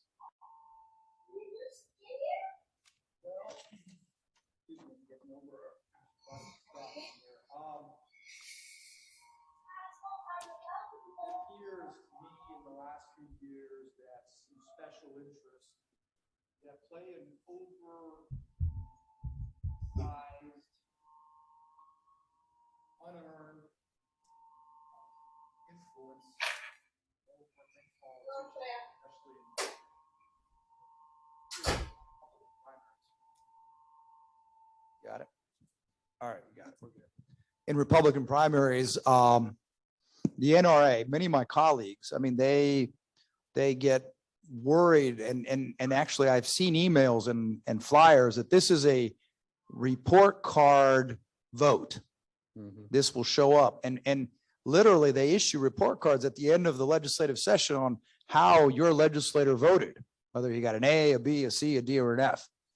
And these folks campaign on that. And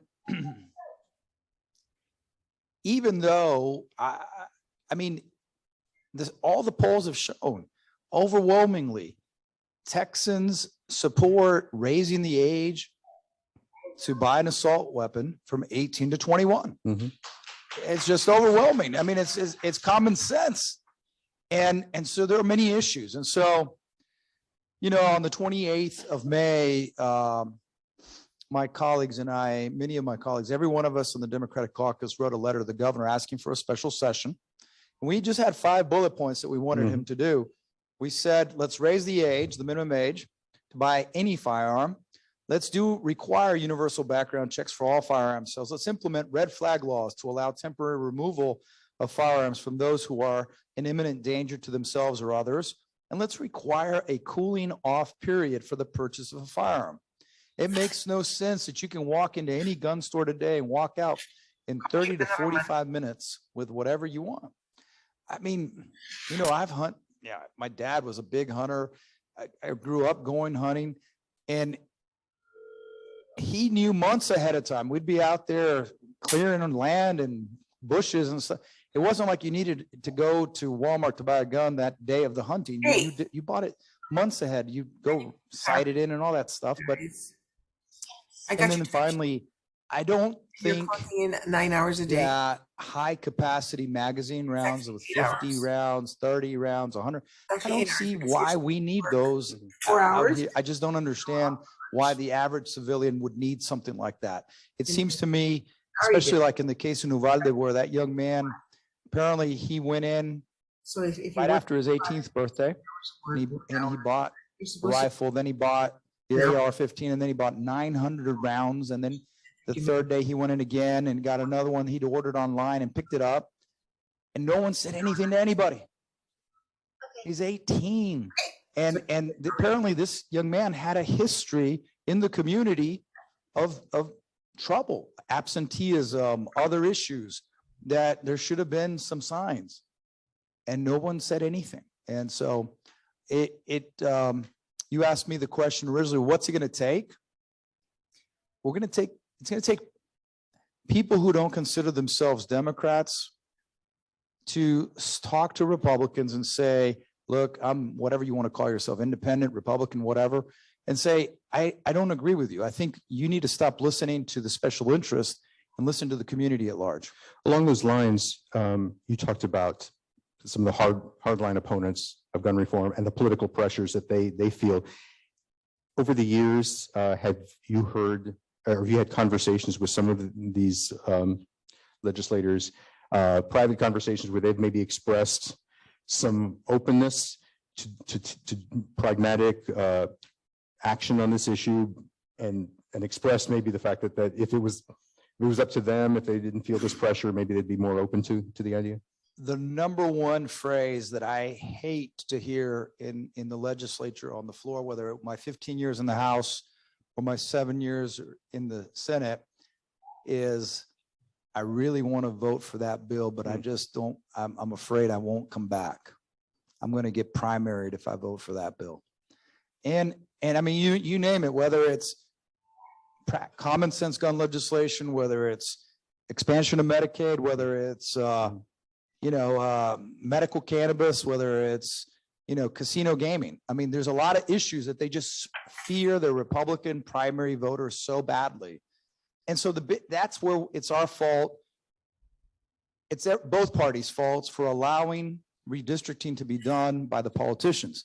If redistricting were done where the general election mattered more than the primary, then you wouldn't have to worry so much about your primary election. You'd have to be talking to a larger audience.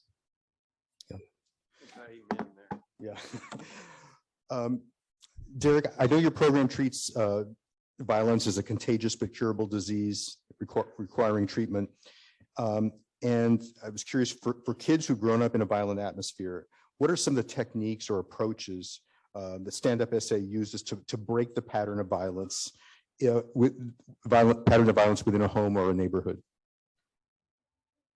So my team works predominantly on the east and west side of San Antonio. Unfortunately, they are known for having high numbers of shootings. But my team works every day. They go out in the evening, sometime up to midnight, and they do a common sense version of talking to individuals. Because most people that are carrying a gun will not talk to the police. They will not talk to somebody they don't know. So my team is from that community. They grew up in that community. At one time, they were part of the problem in that community, but now they changed their lives. So when they go back into that community, they're able just to talk to individuals. And some of the mistakes they've made, they're able to talk to majority kids. Because I've been out with my team and I've seen dudes with their shirt off, but with a gun in their waistband. And they're able to walk up to them, because anybody else walk up to them, they don't know, it's going to be a problem. But my team is able to go up, talk to them and say, hey, what you plan on doing with that? Or have you thought about the consequences? Or even if you do carry it, what are you going to do after you do something like this? Because most people that carry guns don't think about the consequences. They think about, I'm trying to protect my rep. I'm trying to show off in front of this female, or you stepped on my shoe, whatever the case. Or they may out be selling drugs and they know they don't want to get robbed. So in turn, they're carrying a gun. So all these types of issues in our community lead to people of color, majority of people my staff work with, carrying guns. But we also, once we talk to these individuals, and we don't talk to them trying to solve all their problems. If you're selling drugs, fine, sell your drugs. But on the same note, don't shoot nobody. Mm-hmm. Like, we'll get to you not selling drugs one day. But right now, your most important thing we want to do for you and our community is not have you not shoot somebody, because you don't think about, because most of the kids don't think about, okay, I showed off, I shot this person. They got friends. They're going to come looking for you. If they can't find you, they come to find your family. So what are you going to do now that you did this? So we try to talk to these individuals. First, put the gun down. If you can't put the gun down, we'll talk to you later about it. But eventually what we try to do is change the social norm in the community and about the individual.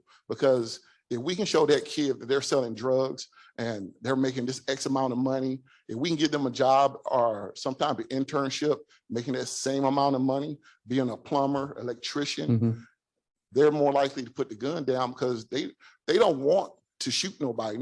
Most people don't want to shoot somebody, but they're doing it for a particular reason. So we try to make sure that if you do it, there's repercussions. We're not the police. That's between you and the police, but we make sure you're affecting the community. All right. And how it looks to the rest of the community, that you're bringing down your own community. And we don't do that in a bad way. Don't get me wrong. We don't. What we do is, most people, like I said, most people don't think about it. We just bring it to light what you should be thinking about. Derek, we talked a little bit about age limits or age restrictions on certain types of firearms. As someone who works with young people, do you see value in that? Do you think that would have a positive effect? On a national level, yes, because obviously the guns, they have access to the guns, they're going to use the guns. And if you pull out a 6-shooter, somebody with a 12-shooter, mm-hmm. they're ready to have a 12-shooter because you got a 6-shooter. So it's just access to guns. But it's also access to the changing of minds. If you give somebody else something else to do, like I said before, they're less likely to pick up a gun. If I know a lot of people will put your kid into sports. Some kids don't want sports. A lot of the kids that we deal with, that my staff deal with, they've never been outside their neighborhood. So all they know is their neighborhood. So if all they know is my father carried a gun, my grandfather carried a gun, my mom carried a gun, guess what they gonna carry? So you just have to change the access to guns. Even if we stop guns right now, all the way, there's still so many in production. I don't understand. We're gonna have to figure out a way to do something with that. Lauren, getting back to the issue of ACs, what do you think as a society we can do to reverse or mitigate the effects of ACs? So my colleague touched on that, which is the power of PACEs, right? They refer to ACEs and PACEs. And if no, you're fine. I think I can't say it loud enough or enough in general. So I think as a community in San Antonio, we've got some incredibly strong strategies that we're already moving forward, right? We've got the South Texas Trauma-Informed Care Consortium. So this is a multi-sector effort to raise awareness about ACEs, about trauma-informed practices. And when I talk about trauma, I'm not talking about capital T emergency room trauma. I'm talking about traumas of ACEs, traumas of complex childhoods, talking about things like complex PTSD or PTSD, right? And if we as a community know that our kiddo is moving between an ecosystem of my home, their school, the after school care program, the youth sports league, the church they go to, right? The ecosystem has to speak the same language for these children. And by language, I mean ways in which we welcome them in the world. Otherwise, the boulder, right, that Sisyphusian boulder that we all push up the hill gets heavier and heavier, especially for our smallest citizens. So we have to think about how do we engage the ecosystem in this effort. So the South Texas Trauma-Informed Care Consortium, all of the work that the Department of Metro Health in San Antonio is doing around community violence, right, and violence reduction. How do we increase talent pipelines of helpers? So in the world where teachers and social workers and counselors and everybody on this panel, we're all helpers. Guess who doesn't vote for some reason? Helpers. If we can activate the helpers to use voice and advocate for themselves and the power in which they have, right? Imagine the change we can see in our community if we all vote.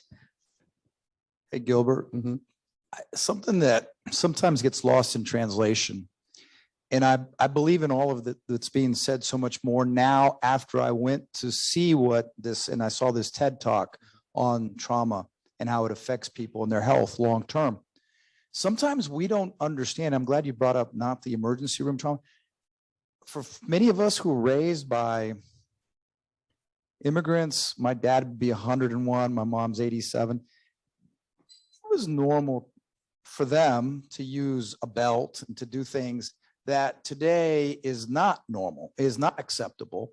It was normal for them to be upset about bills and money and stuff and yell sometimes and should. But now I know that causes trauma in little kids. And so now that I know, and see, the thing is, a lot of us, sometimes in certain communities, we speak loud, we yell, and it's scary. And I have to talk to my 22-year-old son. I said, son, you don't understand. That 2-year-old little girl, your voice, when it gets loud, scares her.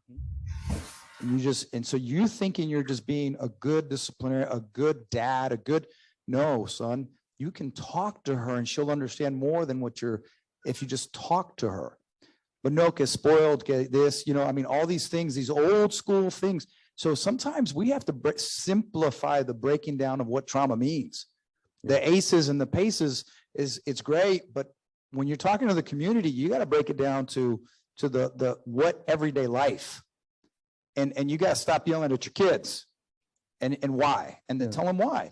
If you tell them all these long-term effects, if they could see that TED talk that changed my life, it made me hurt because I felt like, oh my God, I did that. I was that dad. It's breaking the chain because it's something that was done to you, and your instinct would push you to do the same, unless you consciously did something different. I just want to unify the definition of trauma too. So trauma is a physical or emotional injury that has potentially life-limiting or life-ending long-term consequences. So physical trauma oftentimes leads to psychological trauma, and psychological trauma predisposes to physical trauma later in life. So there's a unified definition of trauma. I know it's sometimes confusing which community you're talking about, but there, at the interface, at the nexus between physical and psychological trauma, they're both injuries that have, and I don't want to discount it, but yelling at your children is not the same as a significant psychological injury. I'm just going to say that there are, but they're both injuries, and it doesn't also have to be chronic, by the way.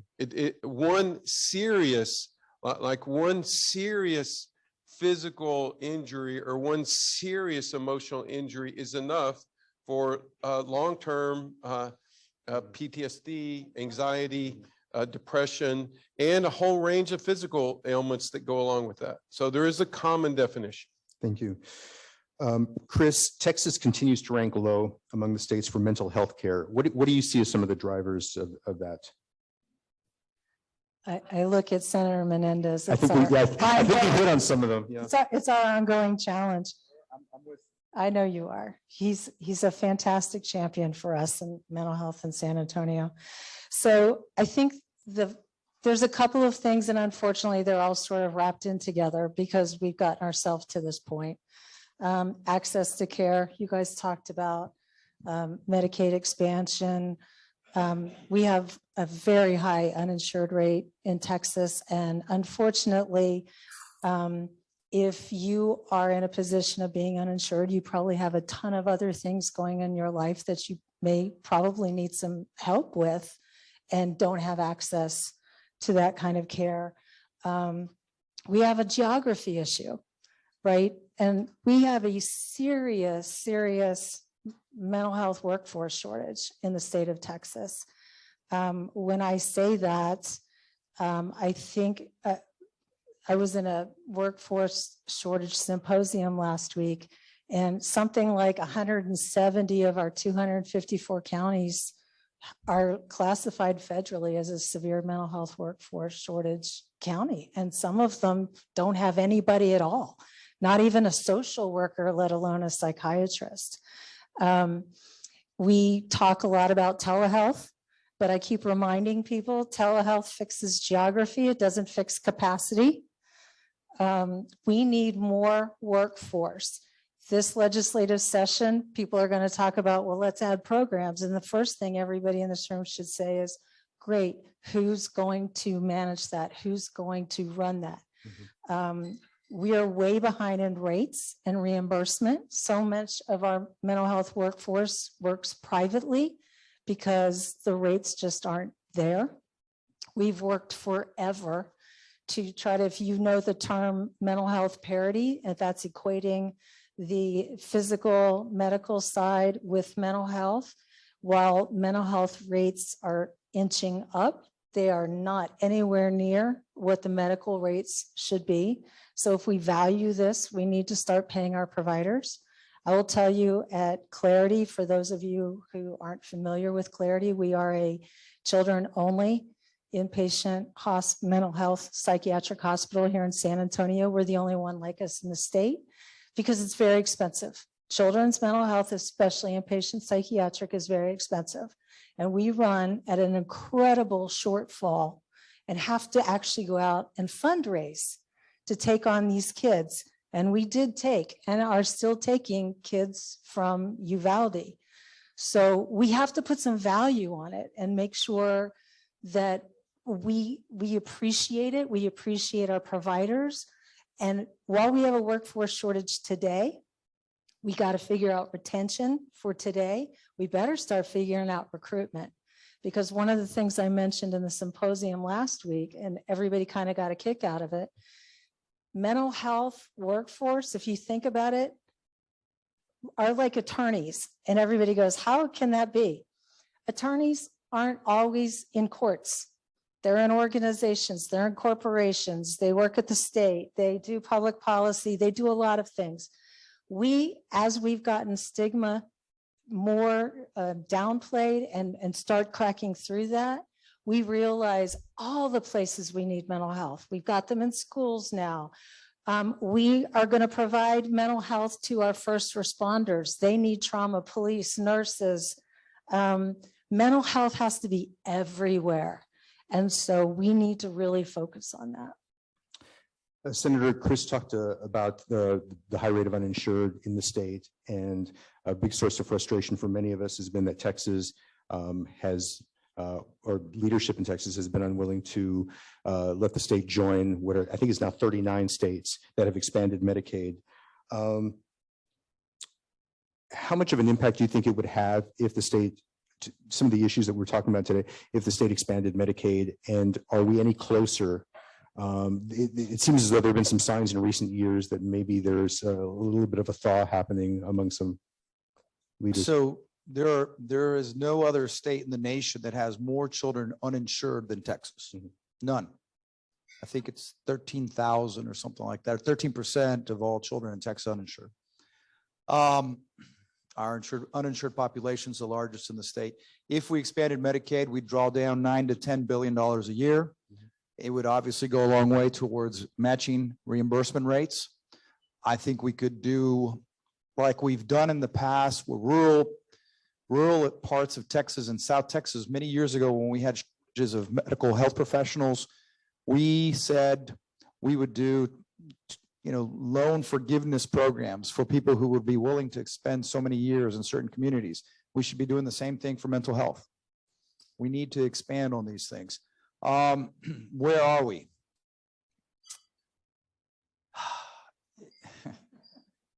The Texas legislature is a very frustrating place to work. It's probably why I'm on my 4th regular session of therapy this week. And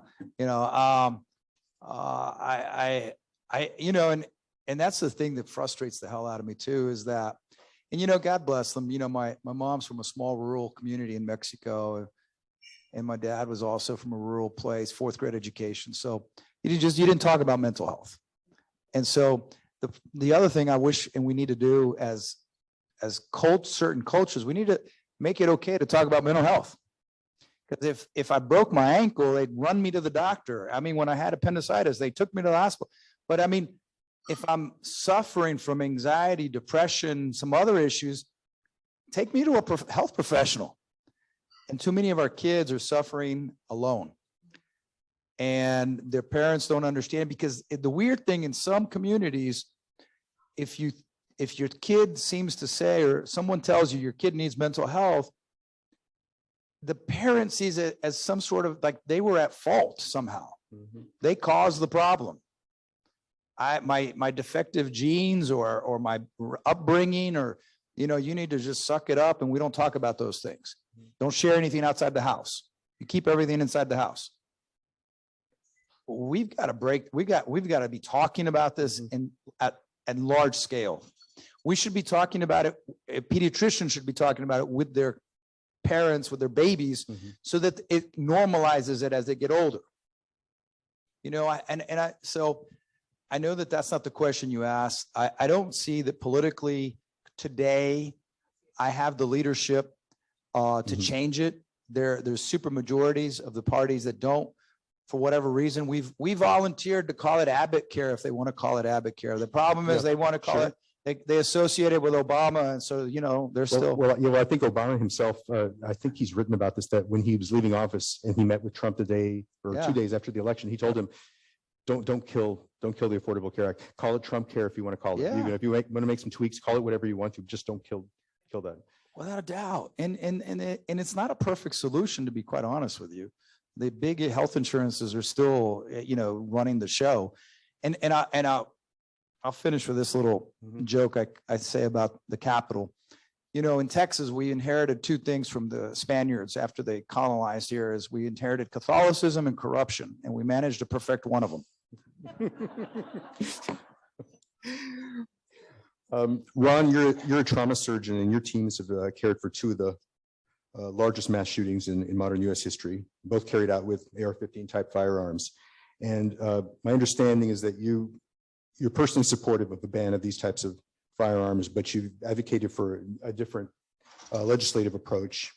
What specifically do you or your team advocate for, and why do you think this is better than a ban? Yeah. So, and Gil, first of all, thank you so much for everything you do. Really super grateful. But I've spent 40 years of my life, but definitely 10 years working intensely on a project on fire injury prevention. And I'm just going to say bans are not popular in anything. When you use the word ban, it's not popular. And I know how people feel. The probability of getting a ban and for that happening is extremely low. It's very low. And even if you got a ban, the probability of the manufacturers have all sorts of ways for addressing that. And we have to recognize that AR-15 platform type rifles is the best-selling rifle in the United States. There's probably 15 to 20 million of them in circulation. So the ban, I know it's attractive to probably most in this audience. It's practically not going to work. There is something that I think would work though. And we put together a group of very passionate firearm owners, people who identify with guns. They were all healthcare professionals, mainly surgeons, but we had them work on a project for a year to come up with their recommendations for what they, we developed a common narrative to do two things, to make firearm ownership as safe as reasonably possible, while simultaneously working to understand and address the root cause of violence. Those two things, that's very simple. And so on the firearm safety side, that work group, what they recommended to me has a tremendous amount of wisdom. So there's certain classes of weapons that have significant offensive capability. And those are regulated under the National Firearms Act. In those classes, and I know probably some people in the audience may not know, but you can purchase a fully automatic machine gun. You can purchase a suppressor. You can purchase you can purchase a lot of things. But it requires, but those are regulated under the National Firearms Act as Class 3 firearms. And it requires a permit to purchase. You have to get a permit to purchase from your local law enforcement. It requires a fee that in 1930s was really expensive. It's not very expensive now. And it requires an expanded, extended background check. And you could, in an NFA Class 3, with a Class 3 classification, you could put regulation around the conditions to purchase the weapon. And so that group recommended strongly reconsidering and reopening and actually opening the NFA regulations and considering reclassification of the AR-15 as a Class 3 firearm, or you could create a new class. We don't think there is a Class 2 firearm, but you could create a new class, a Class 2 firearm, and you could set rules around that you don't have to basically pass legislation for every one of those things once it's regulated in a way. So the short version would be a framework for regulation, not a ban. It's not a ban, and it would not impede any responsible firearm owner's Second Amendment rights in any way whatsoever. I think that needs serious consideration, but I'm just going to say, to try to get traction with respect to that from the press, to try to get traction from that, it seems really boring to people to talk in that term. This is we've talked about it a lot, but I think it's a far better strategy than a ban. Derek, I wanted to talk a little bit about the work you all do at Stand Up SA. I mean, you're doing the grassroots, the tough work of trying to deal with the violence in our communities. Could you talk a little bit about the challenge of getting the fiscal resources that you need, whether it's from locally or from the state? What ideally, given the scale of the issue that you're dealing with, what kind of resources would you have? So I'll start this off. Like, Go high. I have Dr. Wu. I have Dr. Wu in the house. She's like, this is like blue sky. She's one of my bosses, so I'll keep this PG. So if we had unlimited resources, I think we could do so much because, and by resources, I mean access to different, just different things. Something like, well, once again, I go back to a lot of the kids that we work with have never been outside their community. When we work with some of our kids or some of our participants, we try to expose them to different things. Kayaking. We forget a basketball, forget a football. I'm gonna take you somewhere, something outside that you've never done, just to expose you to something else. You know, horseback riding and things like that. If I had unlimited resources, that's the kind of things I would do with my team, to expose people whose reality is kind of, I'm not gonna say sad, but it's not our reality, and they're just facing facts. I would expose them to other things to give them a sense of what's possible. So it's not necessarily money, but it's working with other agencies, other departments, other nonprofits to have them work with us to help us show communities that there's a lot more going on in not only in San Antonio, but in the United States. You know, I'll take them to a basketball game. Spurs, you know, everybody likes the Spurs, not this year so much, but, but everybody likes the Spurs. And, you know, if we could get like a box and a box office suite, take some kids up there, they get to meet the Coyote, meet the Spurs. And once again, have in conversation, because when they go back to their community and they're like, guess what I did last night? That changes, they become our storyteller. And more people will want to like, not pick up a gun. More people want to go to school because we require, my team, they take kids to school, even not their parents, but my team like, ain't you supposed to be in school?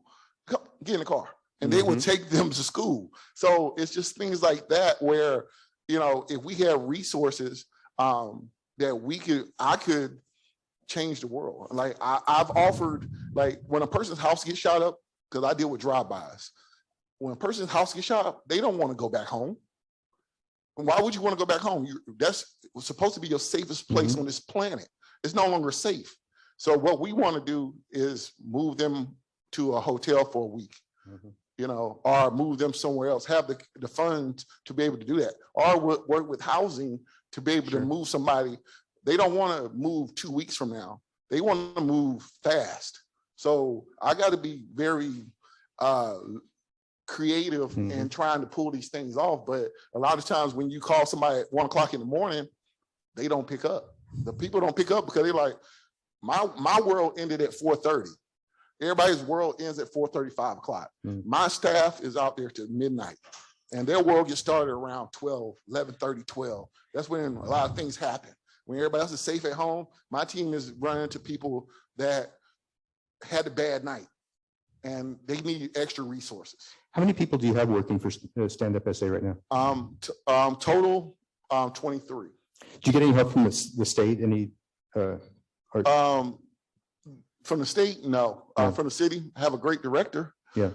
He fully backs me. He looks at our program as a great program. He's very receptive to some of my ideas. Like we mentioned counseling. I will be hiring 2 counselors coming next month, and who will only talk to my team, but they will talk to the community because there's a stigma in our community that you don't, like I said, keep it in house. You don't take it outside. Right. My staff goes to counseling. So when they go out and say, hey, if you want counseling, my boss offers free counseling for you. Great. So those are kind of things that we're bringing to the community because, and we don't have them go to Northwest side. They stay on the east side or the west side. The counselors come to my area and they can walk upstairs, see a counselor, and nobody has to know. I don't even know they see a counselor. And like my team has taken full advantage of it. And I can say one of my supervisors, she's like, I go see a counselor at least twice a month. She has no problem telling somebody that. So that's great. Things like that. So I just want to, Derek, I want to thank you for what you do and your team does. I just want to put it in context, like 23, and then if you add in Big Mama Safe House and Benny, so let's add another 2 or 3, 4 people, we have like 25 people basically focusing on violence intervention in the community.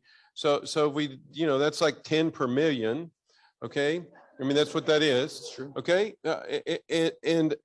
And actually it is addressing social determinants of health are key. So trauma-informed care and community-based and hospital-based violence intervention are key. It needs to be funded at a level commensurate with the burden of the problem. And at the national level, the cost, I mean, the latest costs from the CDC or the cost of injury overall are $4.2 trillion. Okay, so let's say 40% of that is intentional injury. We're talking about a multi-trillion-dollar problem. And there's no question that we should all be advocating for community-based and hospital-based violence intervention programs. And it needs to be funded exponentially higher than what it is right now. I'm sorry but that's what it needs. It does not need like, well, we could use 2 more. I mean, you could use 10 times more, actually. I mean, I don't mean to put words in your mouth, but I don't You probably don't object to, in this case, that suggestion. Well, I think it's probably a good time to open this up to questions in the audience. So, yes. One question, or I guess more of a comment. The way we treat medical patients, the way we treat psychiatric patients, psychotic, right? You're having a heart attack, you never don't have insurance involved anywhere, you're going to go get flown to wherever, get a cab, get a staff, what have you. You're having a mental health crisis, it becomes, are they funded, are they not funded? Then there's a bed availability, right? So if you're a funded patient, you get that first.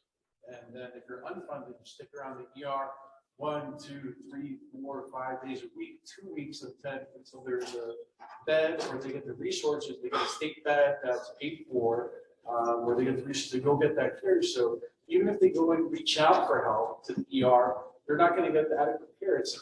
There's nowhere. It doesn't converge into good care. It's terrible care. You're absolutely right. So let me, it's just real quick. This is recent news, I guess. I forget what prompted him to bring this up, but recently from the dais, we were talking about mental health.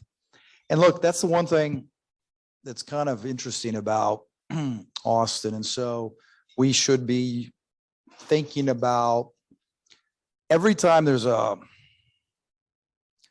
mass shooting, what I hear from some of my colleagues on one side of the political spectrum is mental health. It's got to be the words you use. And so rather than try to correct them, I think it's important for us to say, because we know how badly funded Texas is, we need to say we need more forensic beds. We need more professionals. So right now, my understanding is that they're actually looking at dropping another $3 to $4 billion into mental health this coming up biennium, because that's the only thing, because they don't want to move the needle at all on gun control. They don't want to talk about gun control. So they will run in the direction of mental health. So right now is the time for us to be in Austin talking about. So it doesn't solve the reality that we should be doing this, at least this class 2 licensing thing, which makes all the sense in the world, because you should be, in my opinion, you should be 25, not 21. But we're not going to get to 25, but you should be 25. Hell, rental car agencies won't rent a kid a car if they're not 25. So if they're too dangerous for a car, shouldn't they be too dangerous for an AR-15? I mean, that's the logic we should be using. So you're right. I'm hopeful that what we're hearing makes it to the finish line and real money that can actually be put to use. Too many times, Austin legislators, I always tell people, bring us the solution, because the politicians typically will, not knowing how to solve the problem, because we're not doctors or mental health professionals, we come up with ideas that we think should solve the problem. And sometimes a lot of the money stays on the sidelines because it's not usable. Mm-hmm. Chris, you want to? Yeah, I wanted to jump in. You're exactly right. And there's 2 things that need to be addressed in your comment. So the first one is we don't have any beds. There aren't any beds. And I want everybody in this room to know that every single morning at Clarity, the hospitals in San Antonio are waiting for our discharge list.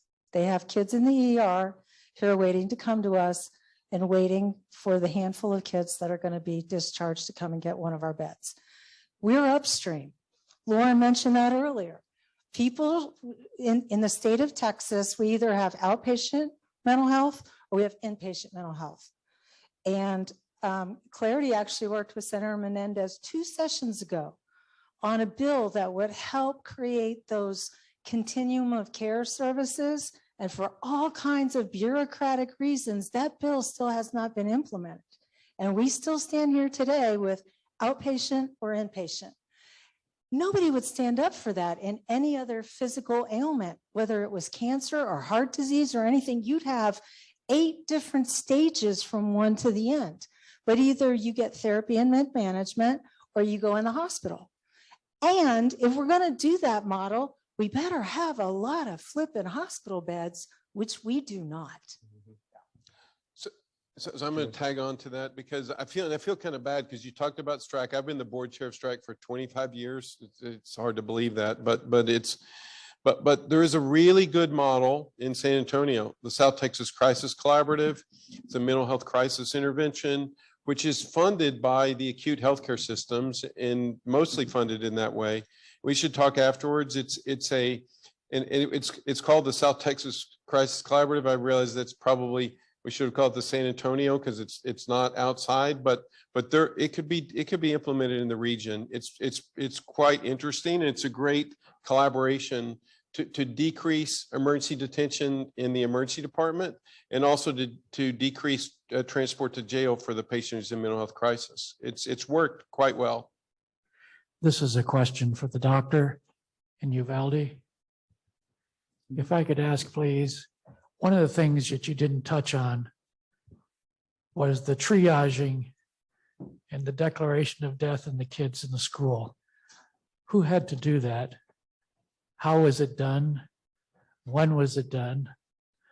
You know, it's almost like those are the kind of details that the Texas public needs to know in order to be able to see just how nasty, gruesome, and terrible these scenes are that are being wreaked on our children. So I wasn't present. I was in the hospital, obviously, but from what I was told is basically the medics saw them and basically pronounced them on scene.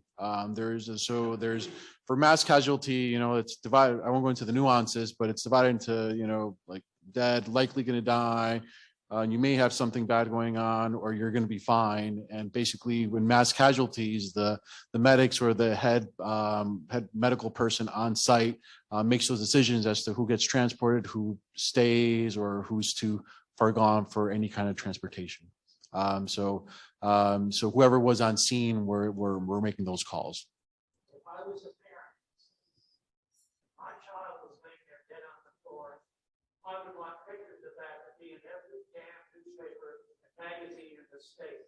So then to see just what the hell was done to them. I agree. I think it'd bring a bit more of the graphics, right, that people tend to ignore or scroll past when you're kind of looking at newspapers because it's too gruesome or what have you. So yeah, that even the kids who arrived alive, the picture themselves were quite horrendous.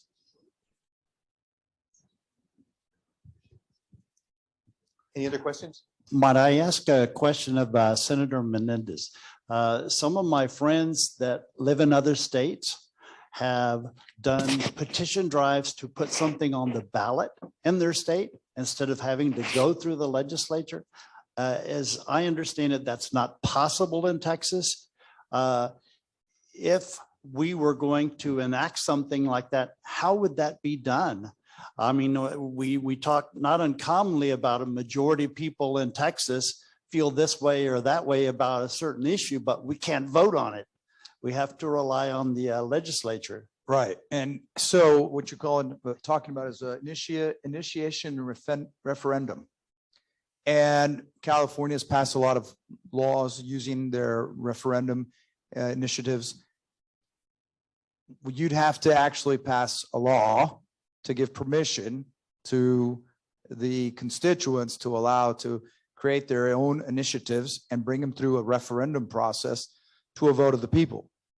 A few years ago, I've been there so long that I've watched this change of Democratic leadership in the House, a little bit of Republican in the Senate, and then it became this sort of the table politically felt off to the right side completely. If you'd ask me in that process, would I agree? I go, well, the people are sending us these people. I'm not sure I'd be on board with that. It seems now that the state, and I can see it because the elections are getting closer at the statewide level between, the different statewide candidates. It seems that it also having an initiative and referendum might bring more people out to vote. I'll give you an example. If we said, let's pass recreational cannabis, I would bet you we'd have 80% people voting and it would pass with 75%. I'd guarantee it. I'd bet money on it. And every 18-year-old in the state would register to vote. It's true. It's true, I mean, and so, maybe that's the way we get them to start voting. Now they don't have to be carrying a gun. They can get a job and maybe put up a shop, put a dispensary. Who knows? That's I'm okay. I'm better with it now, but and we shouldn't fear the people who send us there, obviously. But I mean, look, there's some folks in the legislature that you would be surprised by the things that they'll say sometimes. And unfortunately, they're very representative of the communities who send them. Next question. Yes, sir. Yeah, we only have two completely public systems in this country right now, and they're federal systems. They're federal medical care systems. And that's basically for people active duty in the military and through the VA for people that have service-related problems. The Veterans Administration has spent years creating a seamless medical care system. So there's no more dualism. The idea of illness is the idea of illness that a person has.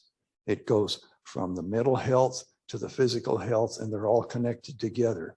And people are talking in those frames right now. And they have an integrated system, an integrated pyramid of care depending on the needs of the person. It gets all of that.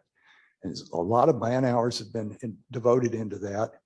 And that would certainly solve the disparity problems that we have, all kinds of disparity problems, whether it's race or whether it's access to mental health care and the providers. But that VA system now being rolled out is being privatized out to contractors who are gobbling up all the assets and the money. And the metrics that have been attached to that system in the VA, measuring everything. I mean, you wouldn't believe how complex this measurement system is and how sophisticated it is not being applied to the contractors, nor does the VA have any control over who contracts out, who's the money that's being contracted out to, and there's no measurements to see whether the systems that's being contracted out to actually work or not. So the point I'm trying to make here is that if we don't have control of the money that supports medical care, we're never going to get this integrated system, and we're never going to get the quality out of the other end and the medical outcomes that we can. And we're already paying at least twice as much for our medical care in this country as any other country on the planet. So how do we, this is a federal issue, and it can only be a federal issue because if we go state by state, it's going to be just like what we have now with gun laws. Some states are going to have that draconian gun laws, and others are going to have no regulation or control at all. Does anyone want to take this one?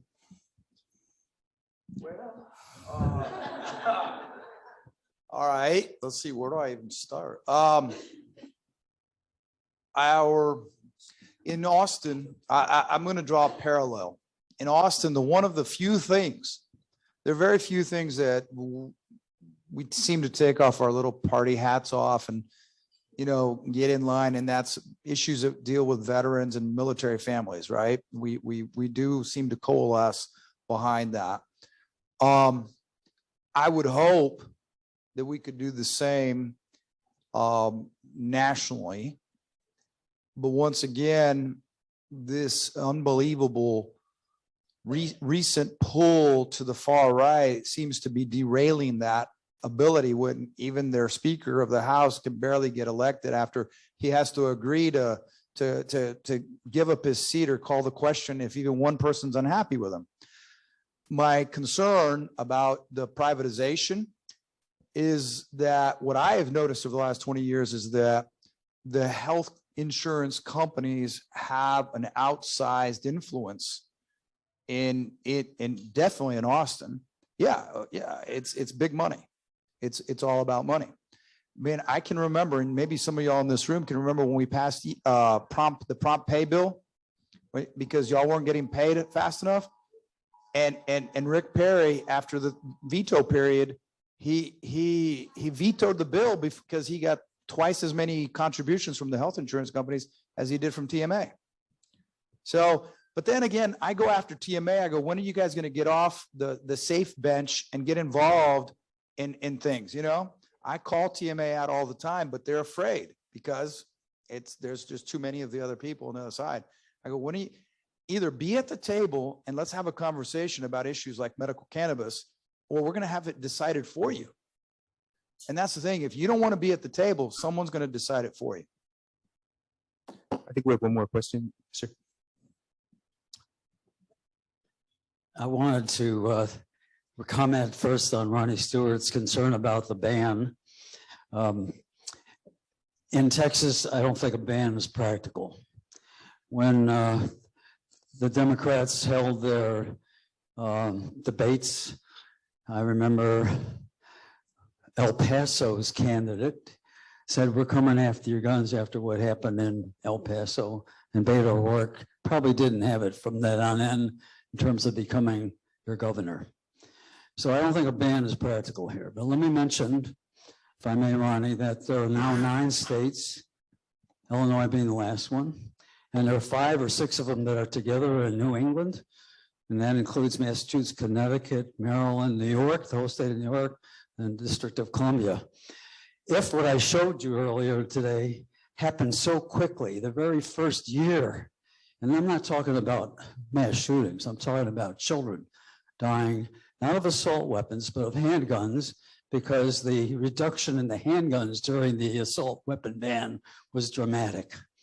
Because handguns were affected by the assault weapon ban, because if they could be in any way modified to become a semi-automatic with magazines, they couldn't manufacture those handguns. And so children didn't die as often during the ban because of the handgun effect, not just the assault weapon and its larger equipment. So we're going to find out if New York, Massachusetts, Connecticut, District of Columbia, and Maryland in a year can reduce this deaths in their children. The other big state that did it and did it first was California.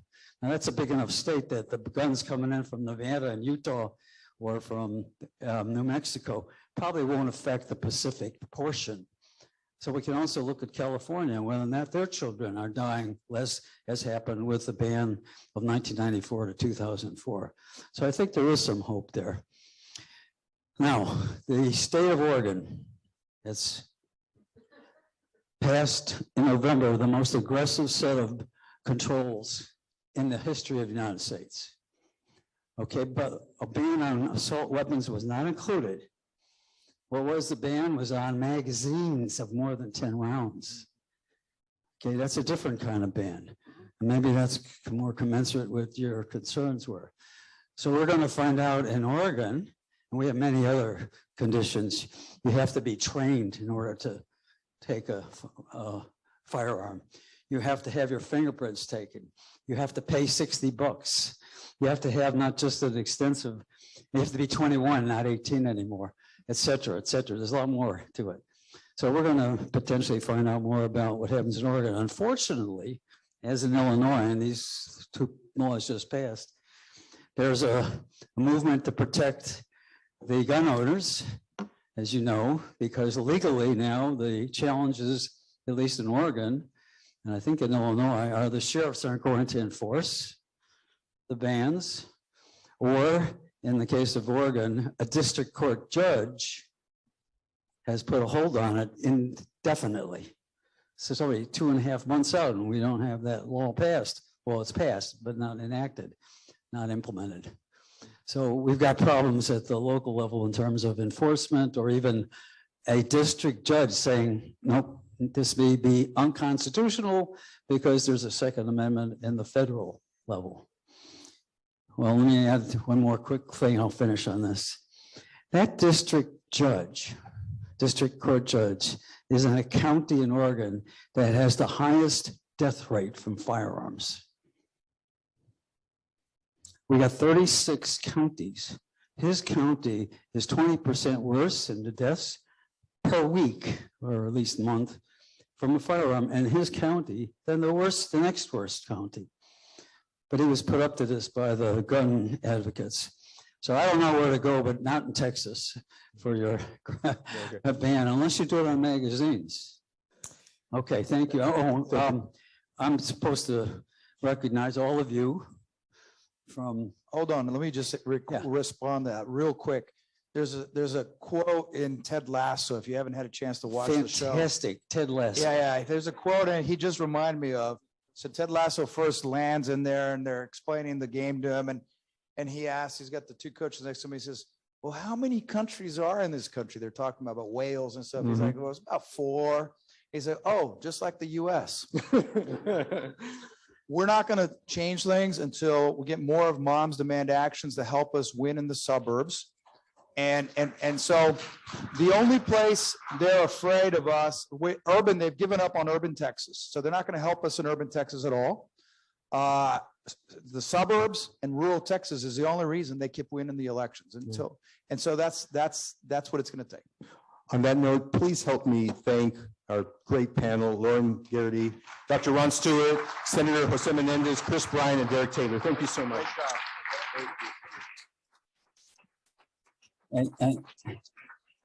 And while you're standing, thank Jaime Estrada for putting this on the panel.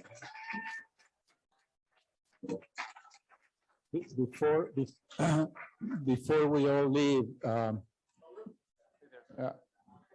and again, I thank you all. Thank you all. We have Chris Brown on the Zoom. Chris Brown from Brady, who generously accepted to give the closing remarks for this event. So let's go ahead and bring her in while we before we leave. And I just would like to remind the physicians who would like CME credits to leave their information outside at the table before you leave, so that we can send them the information. And again, thank you all. But let's go ahead and have Chris Brown from Brady on the Zoom to give the closing remarks. Chris. Well, thank you so much. Can everyone hear me okay? Yeah? Yes. Very good. Okay. Well, thank you so much. It's a pleasure to be here, albeit virtually, with all of you tonight. And I know I'm your final speaker after a great day of programming. So I want to thank you for hanging in there for these concluding remarks, and so much for all of the work each of you do every day to improve health, wellness, and to save lives. I am Chris Brown. I'm the president of Brady, one of the nation's oldest gun violence prevention organizations, founded by, named after, and staffed by survivors of gun violence. Our organization has always strived since its inception to present evidence-based solutions to America's gun violence epidemic. I want to also give a thank you to the Texas Doctors for Social Responsibility and the National Hispanic Medical Association for hosting this event and inviting me to join all of you. Never before has the role that the medical profession, the healthcare profession plays in combating gun violence and educating Americans about the role of guns been so critical and so very important. It's customary at certain events in our country to honor those we've recently lost to gun violence with a moment of silence. In our movement, virtually every event we do is preceded by such a moment. But I can tell you, after living in the America that we find ourselves in, obviously I can't do that here, or we would end our time together without an additional word being spoken other than the names of individuals so tragically lost to gun violence. Within the past week itself, we've seen the carnage in Monterey Park in California, followed only hours later by similar mass shooting in Baton Rouge, a school shooting in Des Moines, and then yet another mass shooting in Half Moon Bay, California, where I'm going on Monday to give another speech to a gathering. These shootings come days apart and a mere 8 months after the massacre of children in Uvalde, Texas, an event in which all of us stood together with all of you who are Texans saying why, asking why. But I'm not telling you anything you don't know. We watch horrified as these incidents unfold, but we're not surprised. There's a sense of inevitability about them, and that is where the greatest danger lies. We're led to believe that there are only two sides in this battle to reclaim our lives as we want them to be. We're told it's a partisan issue, with both sides claiming they are on the right side of history. Brady, under the leadership of Jim and Sarah, who were both Republicans, and gun owners, led our government in an unprecedented show of bipartisan action to unanimously pass what all regard and is known as the backbone to gun safety in America. That is the Brady background check system. That law to date has stopped more than 4 million prohibited purchases of guns. It will prove to be even more effective when we finally are able to close the loopholes that currently exist, loopholes that couldn't have been anticipated more than 25 years ago when the Brady law passed. We need to close those loopholes. We have bills pending in Congress that have been reintroduced for every Congress since I led Brady in 2018 to do just that. Brady was also instrumental in passing the first federal ban on assault weapons and high-capacity magazines, and has worked tirelessly for the reinstatement of that law upon its expiration. By all measures, that ban passed in 1994 was a success. When a federal ban was in effect from 94 to 2004, America saw a 37% decline in gun massacres and a 70% decline in the use of assault weapons traced to crime. That means countless lives saved from preventable tragedies. But after Congress let the ban expire in 2004, mass shooting deaths increased by 350%. As medical professionals, you all know better than anyone else that the carnage that we see happen as the result of a use of an assault weapon, with the muzzle velocity and the damage wreaked on the human body by the impact of those high velocity bullets, are not comparable to any other kinds of wounds you are called upon to treat. These are battlefield wounds. These same weapons are virtually unusable by hunters because most state and federal hunting lands require that you not use an assault style weapon. In fact, none that I know of allow that, and that you limit the number of bullets to 5 unless you're hunting things like feral hogs. So why should it be different when we're talking about human beings? I know I've spent considerable time speaking about potentially necessary legislation, but truly gun violence at heart is not a political partisan issue at all. People don't see it that way. No one I talk to sees it that way, whether they're a gun owner or not. What we're in the grip of, and folks understand this because we just got the new CDC data. Actually, it was reported today that we had a huge spike in gun death and injury in this country over the last year, something like 10,000 more deaths than in the prior year.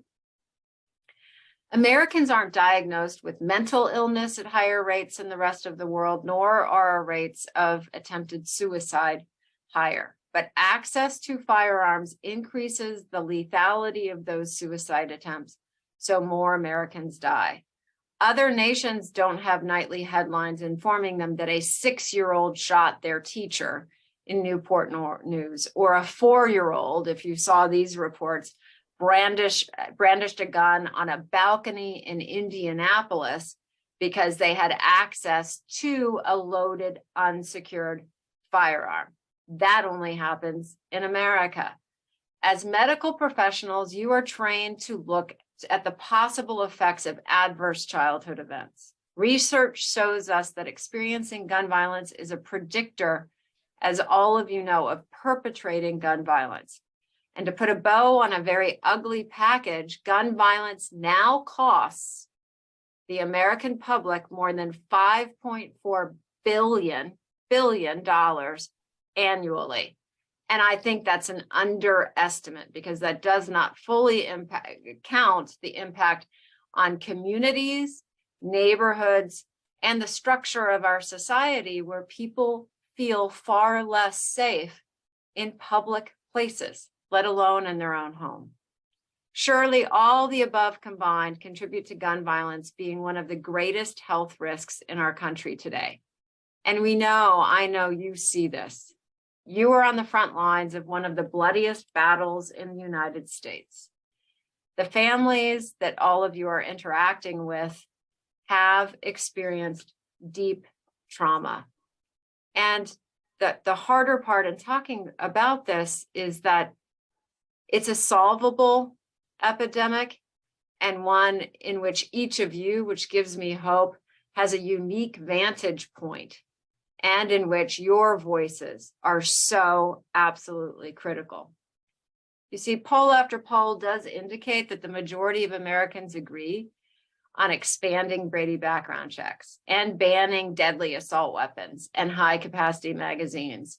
Those polls show, I just saw one yesterday, a dramatic increase in public support for those kinds of policies. But that's not enough. What we really need is to change the culture around guns in this country.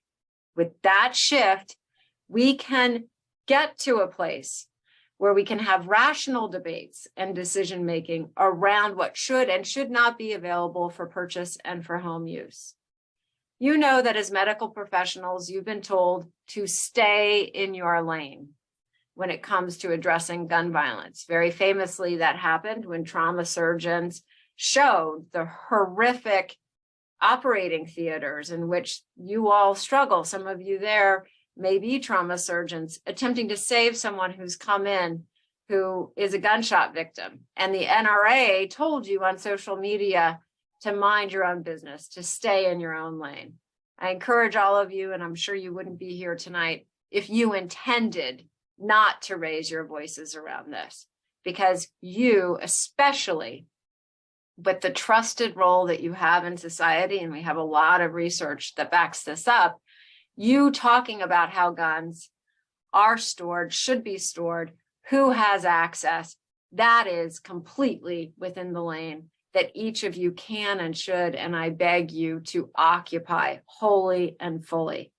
When taking case histories, you ask about seatbelt usage, exercise, smoking, drinking habits, obesity, and all to assess health risks. Isn't that the time to also speak about responsible gun ownership while assessing these potential risks to the patient, family, and their community? Many of you already do this, but not enough of you nationally do. And we need to lift our voices to make sure this happens more frequently. When one looks at the graphics breaking down gun violence, there are typically several types: unintentional shootings, gun suicide, domestic violence, mass shootings, and intentional crime-related shootings. Safe gun storage can prevent more than 75% of those shootings. Let's focus on changing the gun culture, and then we can have a very realistic opportunity to tackle the issues that do require legislative intervention, such as the availability and marketing of assault weapons and high-capacity magazines, even to children, that is happening across this country. Do we really need to tell American youth that an assault weapon is the way to get their man card, as a very famous ad campaign by Remington put forward? Most importantly, Brady's approach to the gun violence epidemic, and we think about it this way, is working. We have worked in conjunction with doctors within healthcare systems in our area in Washington, D.C., to change how case histories are taken and help train the next generation of physicians to include safe gun storage as part of their routine care, and are happy to share any of those materials for those of you who might be interested in starting something like that in your own healthcare systems. We've worked with the Missouri Foundation for Health on promoting safe gun storage as critical to a reduction in gun suicide. That campaign is hugely successful, and I'm very proud of it, because what we're doing is speaking directly to gun owners about the dangers of guns in the home. What we're driving is awareness. In fact, we just got the results that we shared actually today in another presentation I gave, that our campaign in Missouri, which has one of the highest suicide rates of any state in the country with guns, has driven a 400% increase in awareness of the need for safe storage. And guess who the major influencers of that campaign are? Healthcare providers. You have such a trusted role in individual lives that having these conversations, which don't need to be political, and really driving the need to invest in appropriate safe storage, which allows people who might be considering purchasing a gun to think twice about doing that as well. All of that is so critically important. And we know that you know that.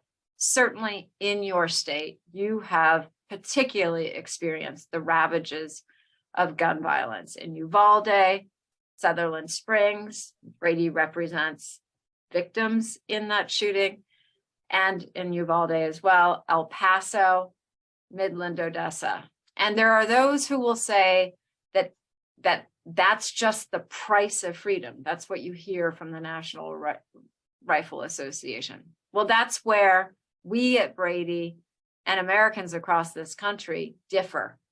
That's not the price of freedom. Freedom itself is the cost of our inability to wrestle with, grapple with, and appropriately regulate the role of guns in our lives. When we can't go to the theater or dinner without mentally noting emergency exits, when we think twice about going grocery shopping, when we are afraid to send our children to school, we need to rethink if that's how we want to live. Franklin Roosevelt once said, "We have nothing to fear but fear itself." Franklin Roosevelt didn't live in our America. The fears we face are very real, and I, for one, will do anything in my power as the head of Brady to eliminate the role gun violence plays in that reality. I look to you to join us in that effort. We want to be a resource to all of you. We believe the medical community in particular is hugely, hugely important. Want to provide support to you in your practices, in your hospital systems, throughout the healthcare system, to really ensure that we are treating holistically gun violence as a public health epidemic. And we do believe if we can do that effectively, move forward with policy, enhance enforcement significantly of the law, and we must do that. We have a lot of good laws on the books that just aren't being enforced. That would make a huge difference. And change the social norms around guns in this country to make sure each American knows if they choose to have a gun, it's not only potentially a tool, it's also a huge risk in their homes on behalf of their loved ones. That's the collective conversation we're really trying to steer and redirect in this country. And if there's any way that we can be helpful to you, helpful to these wonderful organizations that put on this conference, please don't hesitate to be in touch with us. We have an excellent website on bradyunited.org. I would commend that to you and appreciate again the stage, as it were, to close out this conference. I was there pre-COVID, and it's a wonderful conference. Appreciate your time and attention, and thank you for all that you do. Thank you for caring, and thank you for allowing me to be a part of your evening.